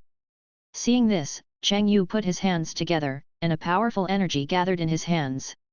He pushed the energy out with force and collided with Piccolo's energy ball. For a moment, the light was shining, and the powerful energy impact made the entire Tianshan temple tremble slightly. After a stalemate, Cheng Yu suddenly exerted force, and his energy gradually suppressed Piccolo's energy ball. Piccolo gritted his teeth and tried his best to maintain the output of the energy ball, but in the end he was unable to resist Cheng Yu's powerful force. The energy ball was defeated by Cheng Yu, and the aftermath of the explosion caused Piccolo to suffer a considerable impact. However, Piccolo did not give up. He rushed forward again and started a close combat with Cheng Yu. The two people's fists and feet intersected, as fast as a phantom, and every collision made a dull sound. Cheng Yu saw a flaw in Piccolo and kicked Piccolo in the abdomen. Piccolo groaned and flew backwards. But he flipped in the air and landed steadily on the ground. At this time, Piccolo was already out of breath, but Cheng Yu seemed to be at ease. But Cheng Yu did not underestimate Piccolo. He knew that Piccolo still had great potential that had not yet been fully developed. Piccolo shouted loudly, and his aura surged again. His forehead was bulging with veins, and his eyes were full of determination. He gathered all his strength in his hands, ready to launch the final attack. Cheng Yu was also on guard, with energy surging all over his body, ready to meet Piccolo's full-strength attack. Piccolo pushed his hands forward, and a huge energy beam shot towards Cheng Yu. Cheng Yu put his hands together, and a huge energy vortex appeared in front of him, gradually swallowing Piccolo's attack. When the energy beam was completely swallowed, Cheng Yu waved his hands, and a powerful energy rushed towards Piccolo. Piccolo was unable to dodge, and was hit by this energy and fell heavily to the ground. At this point in the battle, Piccolo was exhausted and could no longer stand up to fight. Cheng Yu walked to Piccolo, stretched out his hand and pulled him up. "Piccolo, you are very strong, this battle is exciting," Cheng Yu said with a smile. Piccolo wiped the blood from the corner of his mouth. "You are really good, I still lost." Krillin, Tien Shinyan and others applauded and cheered for this wonderful battle. Cheng Yu reached out and pulled up Piccolo who was lying on the ground, his face with a gentle smile on his face, he took out a senzu bean from his arms, handed it to Piccolo, and said, "Come, eat this, it will help you recover quickly." Piccolo took the senzu bean and put it into his mouth without hesitation. In an instant, a strong vitality spread in his body, and the injuries on his body healed at a speed visible to the naked eye, and the consumed physical strength was quickly restored. Piccolo felt the changes in his body, looked at Cheng Yu, and said sincerely, "Cheng Yu, thank you, this sparring has benefited me a lot." Cheng Yu patted Piccolo on the shoulder and said, "You're welcome, your strength also makes me look at you with new eyes, and I look forward to you becoming stronger in the future." Piccolo nodded heavily, with a firm light in his eyes. "By the way, who else is willing to spar with me?" Cheng Yu looked at the people watching the battle on the other side and said. Upon hearing this, everyone scattered. Maybe it was because they thought Piccolo had failed, so they didn't think they could defeat Piccolo, so no one came to fight. Cheng Yu wanted to improve his mental power, and he thought of Piccolo who was meditating. So he walked quickly to Piccolo and whispered, "Piccolo, I want to ask you how to meditate to cultivate mental power. Can you teach me?" Piccolo slowly opened his eyes, looked at Cheng Yu with a sincere face, nodded slightly and said, "Of course, but this requires you to have enough patience and concentration." Piccolo adjusted his sitting posture, motioned Cheng Yu to sit down, and then began to explain, "First, you have to relax every muscle in your body and make your breathing steady and deep. Close your eyes, eliminate all external interference, and focus your attention on one point in your heart." Cheng Yu sat down according to Piccolo's instructions and tried to relax himself. Piccolo continued, "Imagine a quiet lake in your mind, the water is clear and calm. When distracting thoughts appear, don't resist them, but let them disappear naturally like watching ripples on the lake." Cheng Yu tried to do it, but at the beginning, his thoughts always drifted away involuntarily. Piccolo said patiently, "Don't worry, this is normal. Slowly, you will find that feeling of concentration." Under Piccolo's careful guidance, Cheng Yu gradually entered the state and began his journey of spiritual power training. Chapter 45. The spiritual world of the Saiyans seems to be an endless dark abyss, filled with extreme emotions such as anger burning like a raging fire and tyranny raging like a storm. These emotions intertwine and collide with each other, forming an almost unstoppable force, like a ferocious beast, ready to tear anyone who tries to break in and control them into pieces. For Cheng Yu, finding a trace of tranquility in such a chaotic and violent spiritual world and achieving control over emotions is as difficult as climbing a steep and precipitous peak with bare hands. However, there was no retreat or fear in Cheng Yu's eyes. He knew that this was a difficult challenge related to self-growth and breakthrough, but his firm heart was ready to face all difficulties. He resolutely stepped into this spiritual chaos, relying on his existing strong spiritual power, like a fearless warrior, bravely facing the surging emotional wave. When the Saiyan's primitive and violent emotions swept towards him like a surging tsunami, Cheng Yu was not panicked at all. He closed his eyes tightly, concentrated all his mental strength, and built an indestructible barrier deep in his heart. This barrier was like a towering mountain, and no matter how fiercely the waves of emotions hit, it could not shake it at all. Every time the emotions came madly, it was like a ferocious beast with infinite power, rushing towards Cheng Yu with the momentum of destroying everything. The angry flames seemed to burn his soul, and the violent power seemed to tear his will apart. But Cheng Yu gritted his teeth, clenched his fists tightly, and the muscles of his whole body trembled slightly because of extreme tension.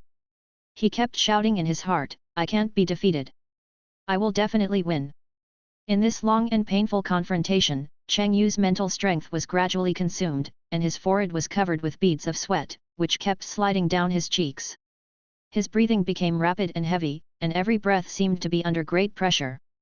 But he never gave up. With his tenacious perseverance and firm belief, he held on to the spiritual defense line.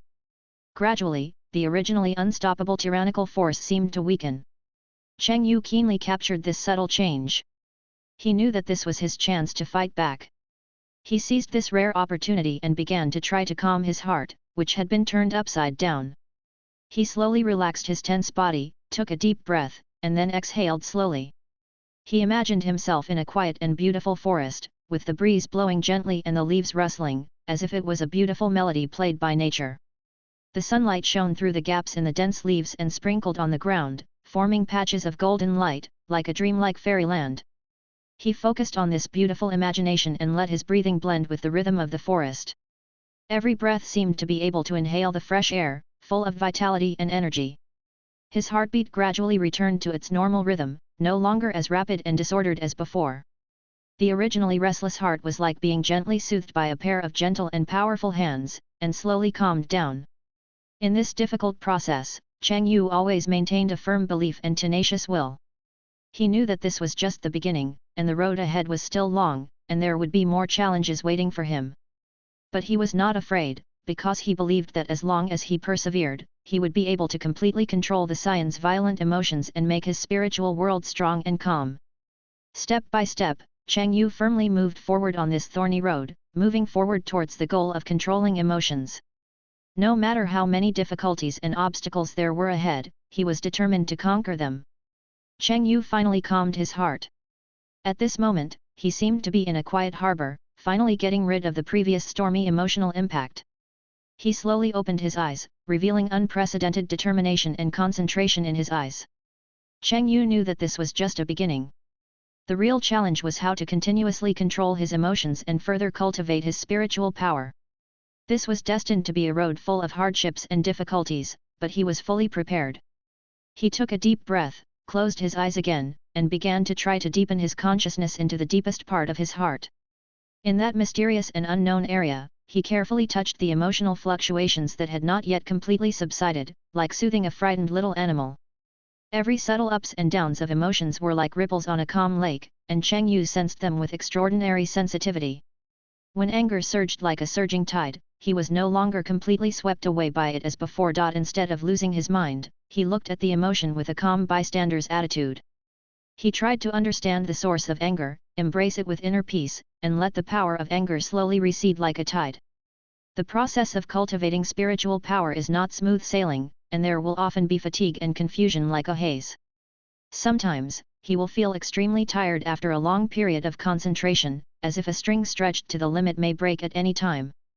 But Cheng Yu never gave up.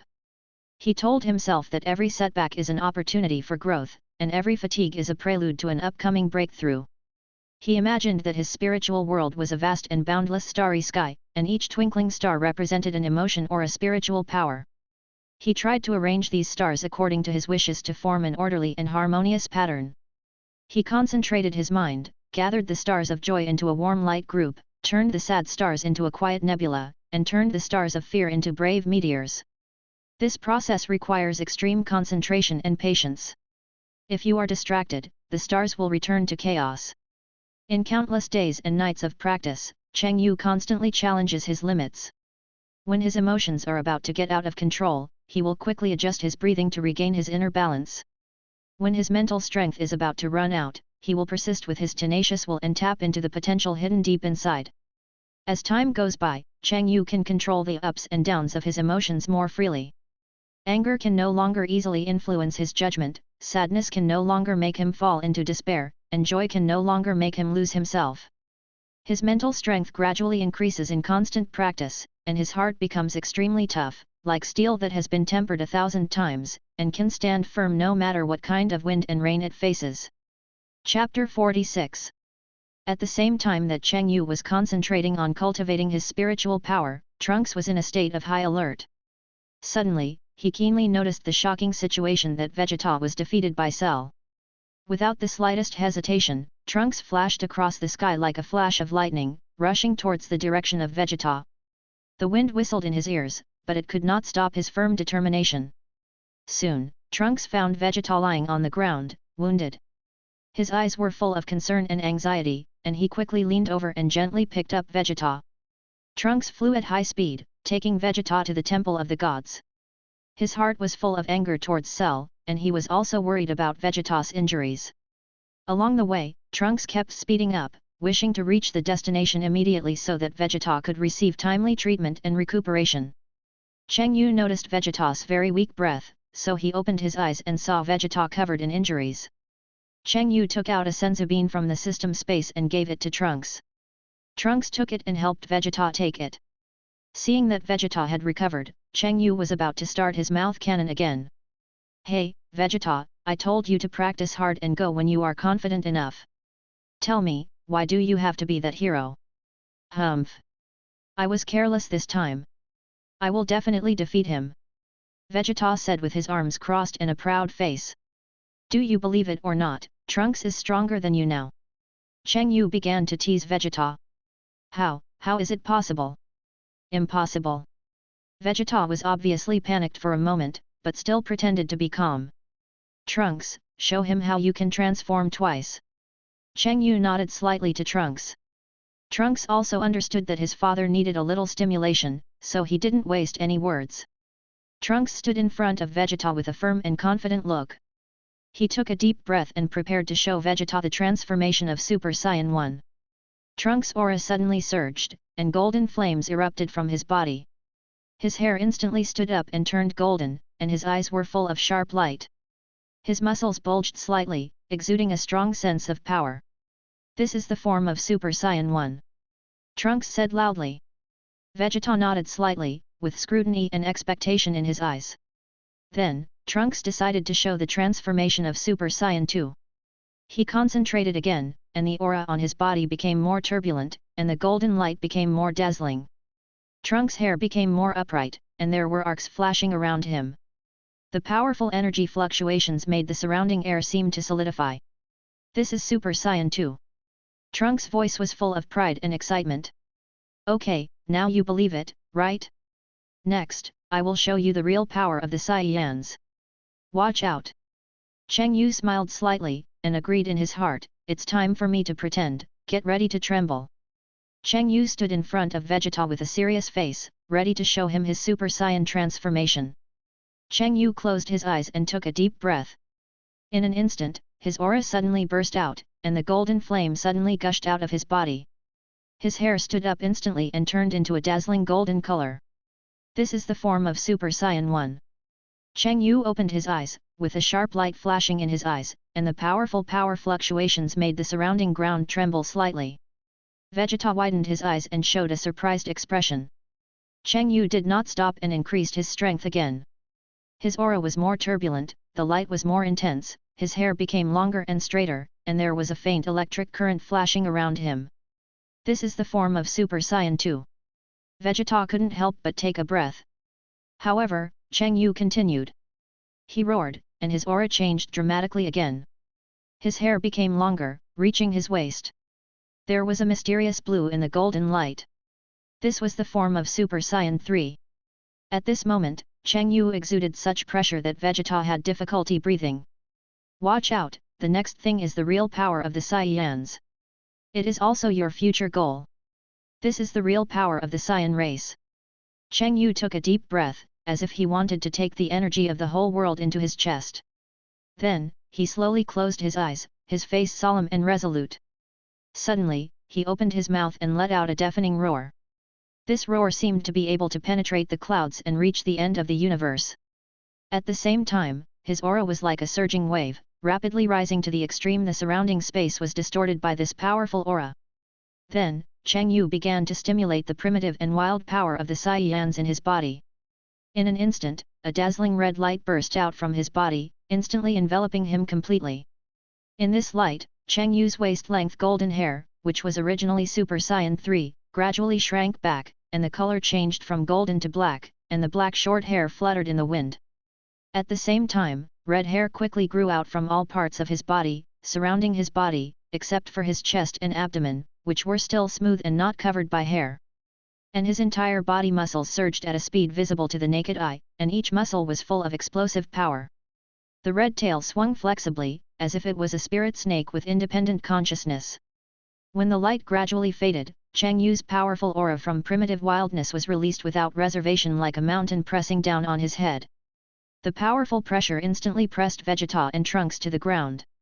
The two of them tried their best to resist this force, but found that they could not move at all. Vegeta was so shocked by the scene in front of him that he was speechless. After Cheng Yu completed the transformation of Super Saiyan 4, the majestic and vast aura was like a wild horse that ran away from its reins, rushing around wildly with him as the center. This powerful aura broke through the atmosphere without hindrance and spread directly to the depths of the deep and mysterious universe. On Earth, Cell, who was wreaking havoc, suddenly stopped. His ferocious face showed a look of confusion and vigilance, because he clearly sensed this earth-shaking aura, but he could not determine its source at all. And Son Gohan and Son Goku, who were training hard in the spirit time chamber, also sensed this huge and shocking energy at the same time. Son Gohan's originally focused eyes suddenly became solemn, and beads of sweat unconsciously oozed from his forehead. Son Goku clenched his fists, his expression serious, and secretly wondered who the owner of this energy was. Cheng Yu saw that Trunks and Vegeta beside him had been crushed to the ground by his aura, so he directly contacted the transformation, and then spoke again. Do you still have the dignity of a Saiyan prince? You should know that you can't even master the true power of a Saiyan, so what are you? So our Saiyan prince still needs to practice. Chapter 47. After the huge impact brought by Cheng Yu's shocking transformation, Vegeta was like being hit hard in the heart by a heavy hammer. He finally realized very clearly the insurmountable gap between himself and Cheng Yu. In the next 2 days, Vegeta seemed to have changed. He was silent, and the proud and conceited words in the past never came out of his mouth again. He stayed alone in the Temple of Heaven, devoting himself to serious practice. Perhaps it was Cheng Yu's ruthless and hurtful words that cut his self-esteem like a sharp blade, making him wake up from a dream, or perhaps it was the destructive power shown by Cheng Yu when he transformed, like a heavy mountain, which made him almost breathless and completely shattered his former pride. But no matter what the reason is, Vegeta has made up his mind to use his own efforts and sweat to make up for the huge gap and regain his dignity and glory. At this critical moment, the father and son, Son Goku and Son Gohan, who attracted much attention from everyone, finally walked out of the spiritual time house full of mystery and unknown challenges side by side. As soon as they appeared, they attracted everyone's attention. What was shocking was that this pair of father and son actually maintained the full power transformation state of Super Saiyan from beginning to end. They were emitting a strong golden aura, their hair stood up, shining with bright golden light, and their eyes revealed firmness and courage. The powerful aura made the air around them seem to become heavy. So, everyone in the Heavenly God Temple quickly gathered in front of Son Goku with full curiosity and doubts. Everyone's face was full of confusion, and they asked in a flurry, Goku, why do you keep this transformation form?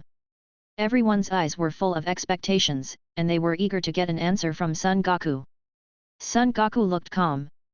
He first raised his head slightly and looked into the distance with deep eyes, as if thinking about something. Then, he slowly turned his head, looked at everyone with a firm gaze, and explained slowly, everyone, our current practice has encountered a bottleneck and we cannot break through to the next stage of Super Saiyan for the time being.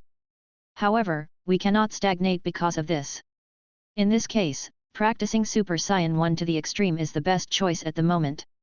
By maintaining this transformation state for a long time, our bodies can better adapt to the power of Super Saiyan, so that we can use it more freely in battle and exert stronger strength.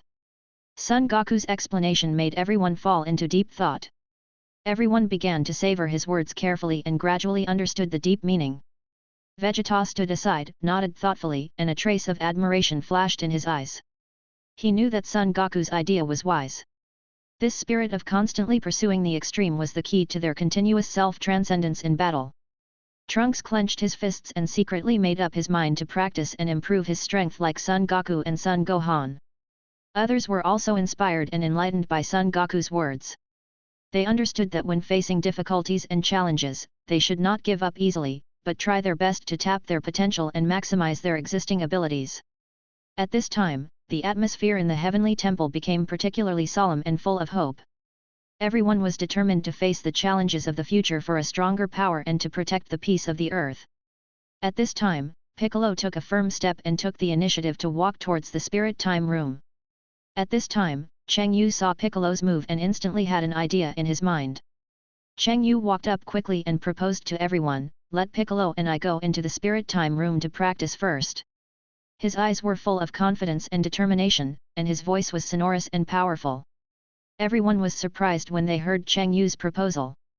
Cheng Yu looked calm and continued, don't worry, when Piccolo comes out, I will definitely surprise you. His words revealed an unquestionable certainty, as if he had already seen the shocking results in the future. Everyone looked at each other, and after a brief silence, they finally chose to believe Cheng Yu. Piccolo looked at Cheng Yu and nodded slightly, and the two walked into the Spirit Time House together. The mysterious door slowly closed, and everyone was looking forward to and curious about the surprises they would bring when they returned. Just after entering the Spirit Time House, this space full of mystery and unknown, the flow of time is completely different from the outside world. Cheng Yu did not as expected. He immediately engaged in intensive training with Piccolo, but stared at Piccolo with a look of curiosity and inquiry, and solemnly asked a thought-provoking question, "Piccolo, why do you want to have powerful power?" The moment Piccolo heard this question, he seemed to be cast under a spell and stood still. His eyes became a little blurry, and his thoughts seemed to be suddenly dragged back to the distant past by this simple question. Those ambitions, desires, struggles and changes in the past, like old paintings, slowly unfolded in his mind. After a long time, Piccolo slowly broke free from the vortex of memories. He took a deep breath, and his eyes became deep and distant, as if he wanted to see through the walls of this spiritual time house and see those past years. He slowly said, "Cheng Yu, do you know? At first, when I was born into this world, my heart was full of hatred and ambition. I regarded Son Goku as my biggest enemy. I longed to have a powerful force that no one could match, just to be able to defeat him, and then use this power to rule the earth. At that time, there was only power and desire in my world. I thought that as long as I had absolute power, I could control everything." Big paused and continued, "But in the days that followed, I experienced countless battles with everyone and faced one powerful enemy after another. In this process, I gradually discovered that these people around me have their own persistence and beliefs, and have a deep love for the earth and their partners. We fought side by side and worked together for a common goal. I began to feel the power of the team and the friendship. The preciousness of love and trust. Later, as time went by, my pursuit of power took on a whole new meaning. I was no longer just pursuing my own selfish desires, but to protect the earth where we live together and to protect those I care about. Every time I faced the threat of the enemy and every time I saw the earth in crisis, I became more determined in my belief. Today, the enemies we face are getting stronger and stronger, and the situation is getting more and more serious. I know that only with more powerful power can we hope to defeat the evil forces that are trying to destroy our homeland. So now I want to have powerful power to protect the earth, to protect my hometown where I was born and raised, and to protect those I love and those who love me." Cheng Yu listened quietly to Piccolo's answer. There was no initial curiosity in his eyes, but deep thinking and admiration instead. He nodded thoughtfully, as if he had realized some truths about power, responsibility and faith in Piccolo's words. Chapter 48. Cheng Yu and Piccolo stood in the extremely wide space of the Spirit Time House. Their eyes met, and in an instant, it seemed as if countless sparks burst in the air. Without any extra words, the sparring began directly. Cheng Yu kicked his feet hard, and his figure rushed towards Piccolo like lightning. His arm muscles were tense, and his fists were swung out with lightning speed. This punch seemed simple and direct, but in fact it contained a clever force-generating technique. The power surged from the soles of the feet, passed through the legs and waist, and finally gathered at the tip of the fist. Piccolo reacted quickly, and he slightly turned his body to try to avoid this fierce blow. However, Cheng Yu's speed was beyond imagination, and his fist still brushed Piccolo's shoulder, and the powerful impact force made Piccolo's body lose balance. Piccolo, who was knocked flying, quickly adjusted his body in the air. The moment his feet landed, a hint of surprise flashed in his eyes, but more of excitement. At this time, Cheng Yu's aura surged, and the golden flames rose like a raging fire. He successfully transformed into a Super Saiyan. The powerful energy fluctuations made the entire Spirit Time House tremble slightly, and the surrounding air seemed to be distorted by this power. Rushing towards Piccolo again, Cheng Yu's attack was more swift and violent. Every punch he threw was accompanied by a whistling sound of wind, and the speed was so fast that it was dazzling. Piccolo was a little flustered at first. He kept retreating, turning sideways, and jumping, trying to avoid Cheng Yu's dense rain-like attacks. But Cheng Yu's attack angle was extremely tricky, sometimes hitting directly from above, and sometimes sweeping from the side, making Piccolo defenseless. In order to allow Piccolo to quickly enhance his combat effectiveness, Cheng Yu decided to exert further pressure. He raised his aura again and transformed directly into a more powerful state. At this time, his strength seemed to have been raised to another level, and every attack was with the momentum of destroying the world. A strong sense of oppression came over him, and Piccolo felt difficulty breathing. Every time he resisted, his arms went numb. But he gritted his teeth and persisted, trying to find a way to deal with Cheng Yu's violent attack. Piccolo began to concentrate and observe Cheng Yu's attack rhythm and flaws. He found that although Cheng Yu's attack was powerful, there would be a short power interval after continuous and rapid attacks. So Piccolo seized this opportunity. At the moment when Cheng Yu's fist was about to hit him, he slid sideways, avoided the attack, and quickly counter-attacked with his palm. Cheng Yu seemed to have expected it. He slightly sideways, blocked Piccolo's counter-attack with his arm, and then attacked Piccolo again with an elbow. Cheng Yu controlled his attack rhythm, sometimes speeding up, sometimes slowing down, so that Piccolo could adapt little by little in the battle. Piccolo did not disappoint. In this fierce battle, he gradually realized some new fighting skills. He learned how to use the flexibility of his body to avoid attacks and how to counter-attack at the moment of defense. His defense became more and more stable, and his counter-attack became more and more methodical. The battle between the two became more and more intense, and the energy in the spirit time room was overflowing and the light was flashing. Every collision caused a huge energy fluctuation, and Piccolo continued to break through himself in this high-intensity battle, and his strength was significantly improved. In the fierce battle with Piccolo, Cheng Yu keenly noticed the great potential shown by Piccolo. He knew that only by giving enough pressure could this potential be fully stimulated. So, in the process of fighting, Cheng Yu began to improve his breath little by little. With each attack, the power he released was stronger than the last time, ensuring that Piccolo could be under heavy pressure at all times. Piccolo did not retreat at all under this continuously increasing sense of oppression, but resisted more and more tenaciously. Piccolo, who has merged with the old god, is now a complete body. Whether it is potential or physical strength, it is not inferior to the Saiyans. However, the Namekians do not have the ability to suddenly multiply their combat effectiveness through transformation like the Saiyans. They have always maintained their basic form and basic combat effectiveness. But Piccolo relied on his own strong talent and tenacious will, and tried to adapt to the pressure of Cheng Yu's constantly increasing aura. Every defense and counter-attack was tapping his potential. His movements became more agile, his reactions became faster, and his use of strength became more exquisite. Cheng Yu watched Piccolo constantly break through himself under pressure, and secretly admired him in his heart. He knew that such a battle would be invaluable to Piccolo's growth. And Piccolo also became stronger and stronger unknowingly in this seemingly difficult battle. In the fierce battle, Cheng Yu's thoughts turned rapidly. He suddenly had an idea that Saiyans could stimulate their own wildness and thus have the original wild form of Super Saiyan 4. Since Namekians also have his unique bloodline should be able to transform in some way. Cheng Yu clearly remembered that in the original plot, Piccolo had obtained a powerful transformation of Orange Piccolo through Shenlong, and the strength of that form was comparable to the blue form of Super Saiyan God. At this moment, while he was fighting fiercely with Piccolo, he was thinking in his heart whether Piccolo could trigger this amazing transformation in advance.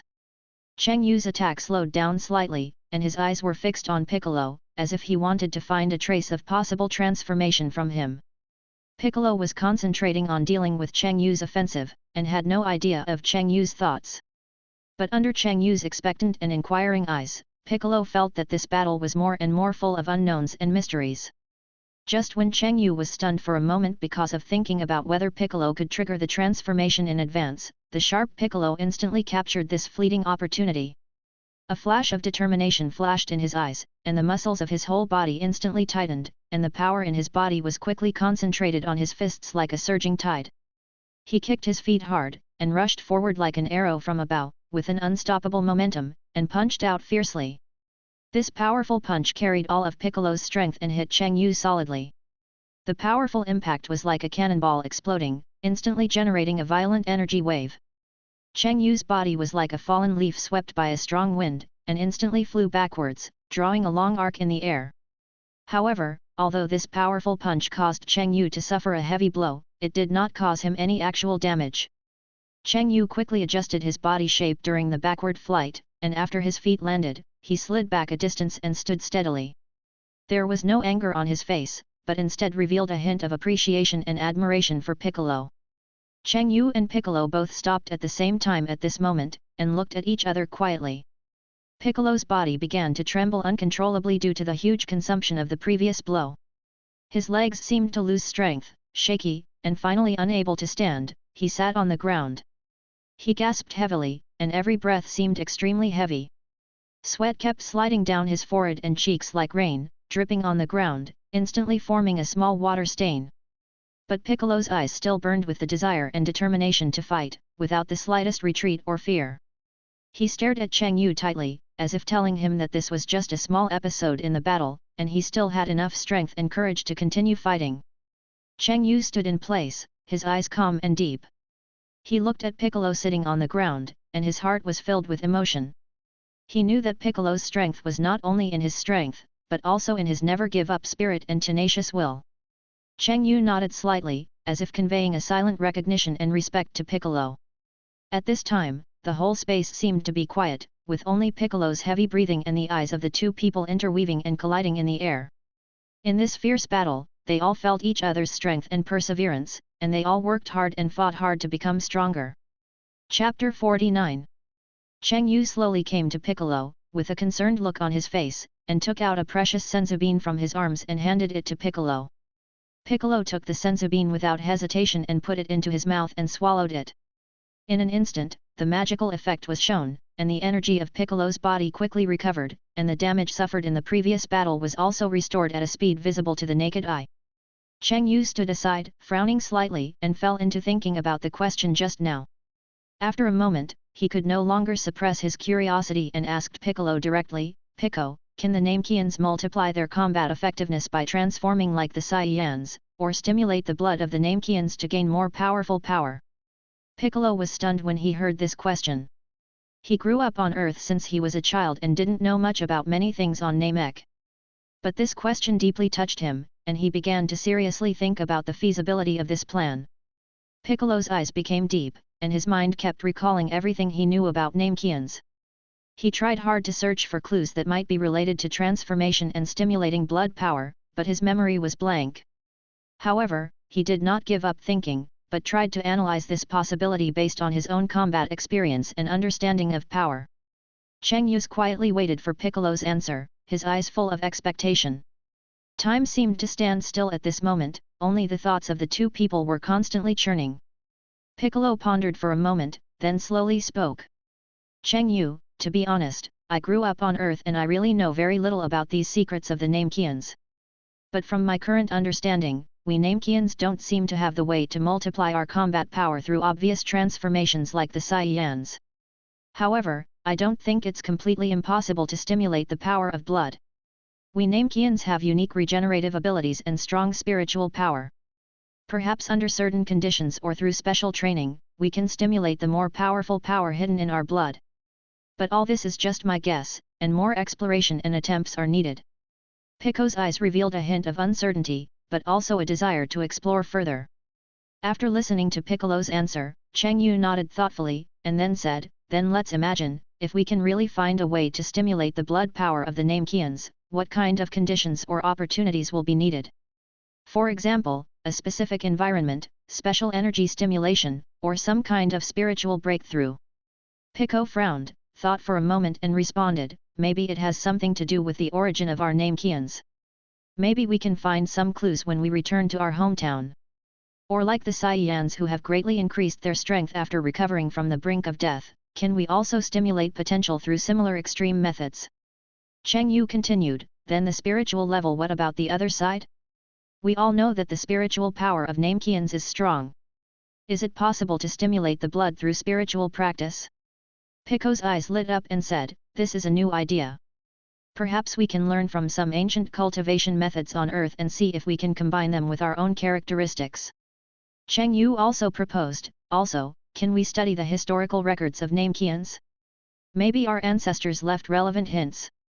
The two of them kept talking and putting forward various ideas and possibilities, and had an in-depth and heated discussion on how to stimulate the blood power of Namekians. After discussing for a while, Cheng Yu and Piccolo both felt that the current ideas were not mature enough and needed more information and thinking. Cheng Yu suggested, "Pico, I think it might be a way to summon Shenlong to ask after going out. Maybe I can get useful guidance." Piccolo nodded in agreement, "Well, this is a good idea, but the most important thing at the moment is that I have to practice and become stronger as soon as possible." The two knew that in order to have enough strength to defeat Cell after going out, they could not relax for a moment. Cheng Yu looked at Piccolo firmly and said, "Then let's not delay, let's continue." As soon as the voice fell, the two men took up their positions again and engaged in a new round of fighting. Cheng Yu flashed and took the lead in attacking, with a whistling fist. Piccolo responded calmly, deftly defusing Cheng Yu's offensive, while looking for opportunities to counterattack. In the spirit time room, energy fluctuations rose and fell, and the two were fully focused, treating every fight as a precious opportunity to improve themselves, and fighting hard for the common goal of defeating Cell. This time, Cheng Yu was determined to bring great pressure to Piccolo, so that Piccolo's cultivation would be greatly improved. The training will be faster, and the combat power will increase rapidly. Only with great pressure, Piccolo will make great progress in the battle without knowing it. He stood firmly on the ground with his feet, his posture was as straight as a pine tree, and his expression was serious and focused. He took a deep breath, as if to absorb all the energy around him into his body, and then slowly closed his eyes. Behind those tightly closed eyes, Cheng Yu's consciousness immersed in the deepest part of his body, concentrating on mobilizing the powerful force in his body that came from the Cyan bloodline.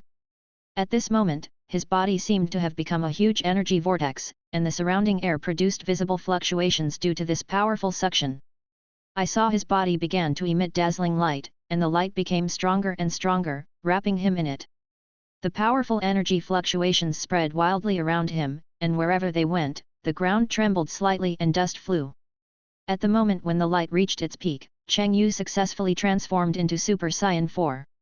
However, even Cheng Yu himself did not notice the amazing change in this shocking transformation. Behind him, a huge golden gorilla shadow appeared.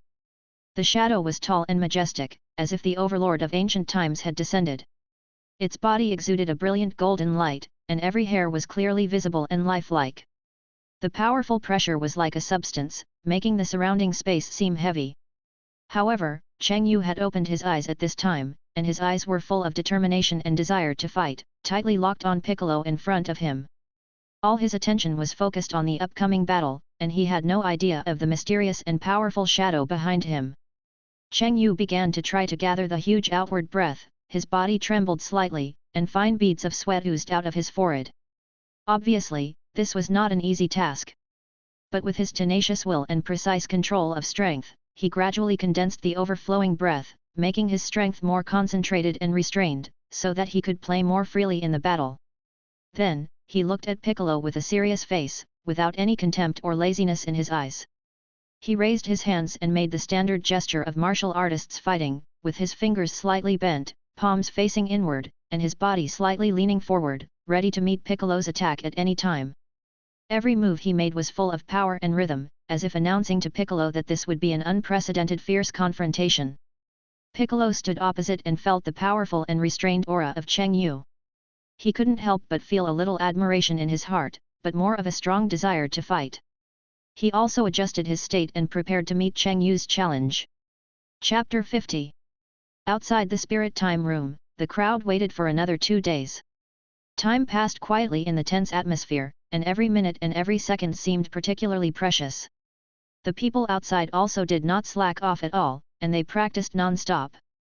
Krillin gritted his teeth and repeated his moves again and again, and his clothes were soaked with sweat. Tien Xinyan had a firm look and focused on honing his Qigong skills. Yamsha was constantly improving his physical fitness and reaction speed.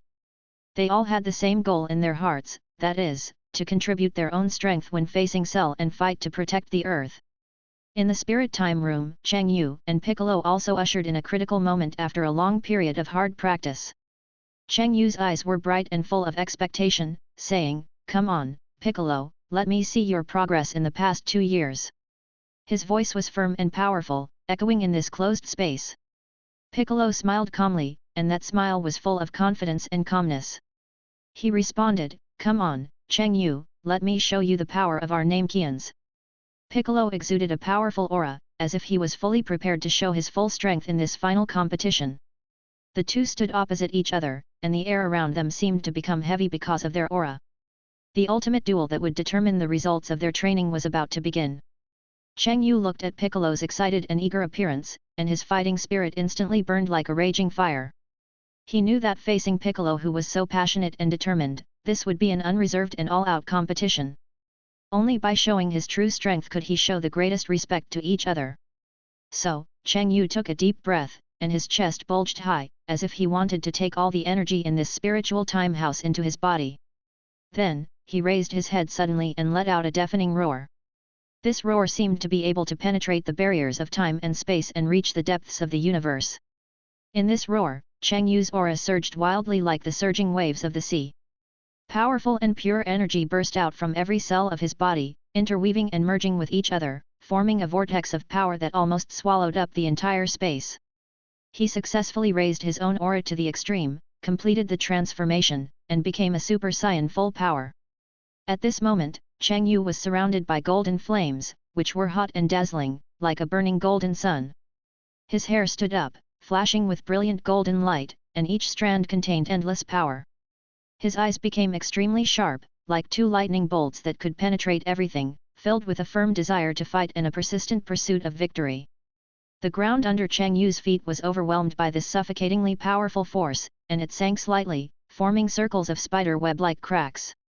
The surrounding air was also distorted by this force, and the light reflected strange colors in it, as if the entire space was in a state of chaos.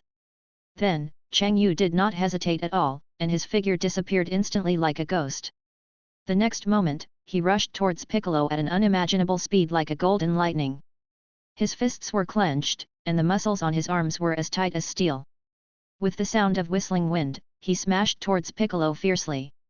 Wherever the fist passed, the space seemed to be torn apart, leaving a short black mark. Piccolo faced Cheng Yu's extremely sharp attack, and there was no fear in his eyes. His eyes were calm and calm. At that moment, he reacted quickly, crossed his arms in front of his chest, and gathered all his strength on his arms, ready to take Cheng Yu's powerful attack. When Cheng Yu's fist collided with Piccolo's crossed arms, time seemed to stop at this moment. Then, a huge energy shock wave broke out in all directions with the two as the center. Wherever this shock wave went, the rocks on the wall broke apart, turning into countless pieces of rubble that flew everywhere. The entire spirit time house was shaken by this powerful force, and it emitted a series of dull echoes.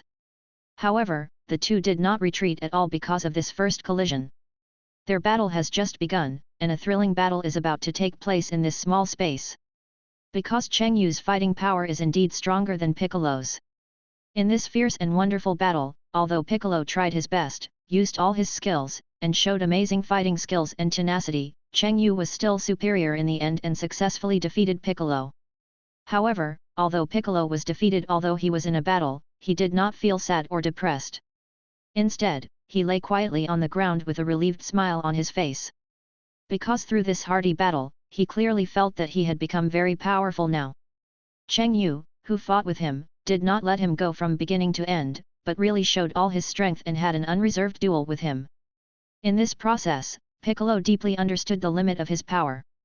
But even so, he was extremely happy, because the power he had now was a world apart from his former self. In the past, he might feel powerless when facing a powerful enemy, and he would feel fear and uneasiness. But now, after this long and arduous practice, he has been reborn and has the strength to compete with the strong. Piccolo knows that this failure is not the end, but a new starting point. He will use this battle as experience, continue to work hard to practice, constantly break through his limits, and move towards a higher realm. And Cheng Yu will also become an important benchmark and source of motivation on his way forward. After a rest and recovery, Piccolo and Cheng Yu walked out of the mysterious spirit time house side by side. When they stepped out of the door, the fresh air hit them, and they couldn't help but take a deep breath, with a look of emotion on their faces. They looked up at the blue sky, felt the breeze, and a strong sense of mission surged in their hearts. Piccolo whispered, "We must protect this planet, because it is our home." Cheng Yu nodded heavily, his eyes firm and persistent, "That's right, no matter what the price, it can't be harmed." Then, they walked towards the people who had been waiting anxiously outside. Piccolo and Cheng Yu greeted everyone with a smile, and then rested quietly on the side. Although there was a trace of fatigue in their eyes, they were more looking forward to and determined to the final battle with Cell in a few days. On the other side, Krillin and Tian Xinyan walked into the spirit time house without any hesitation. They know that time is short and the task is arduous. They must race against time to improve their strength and contribute more to protecting the Earth. In this seemingly calm moment, everyone's heart is burning with a blazing fire. For the common goal and the peace of their homeland, they are ready to meet the upcoming huge challenges.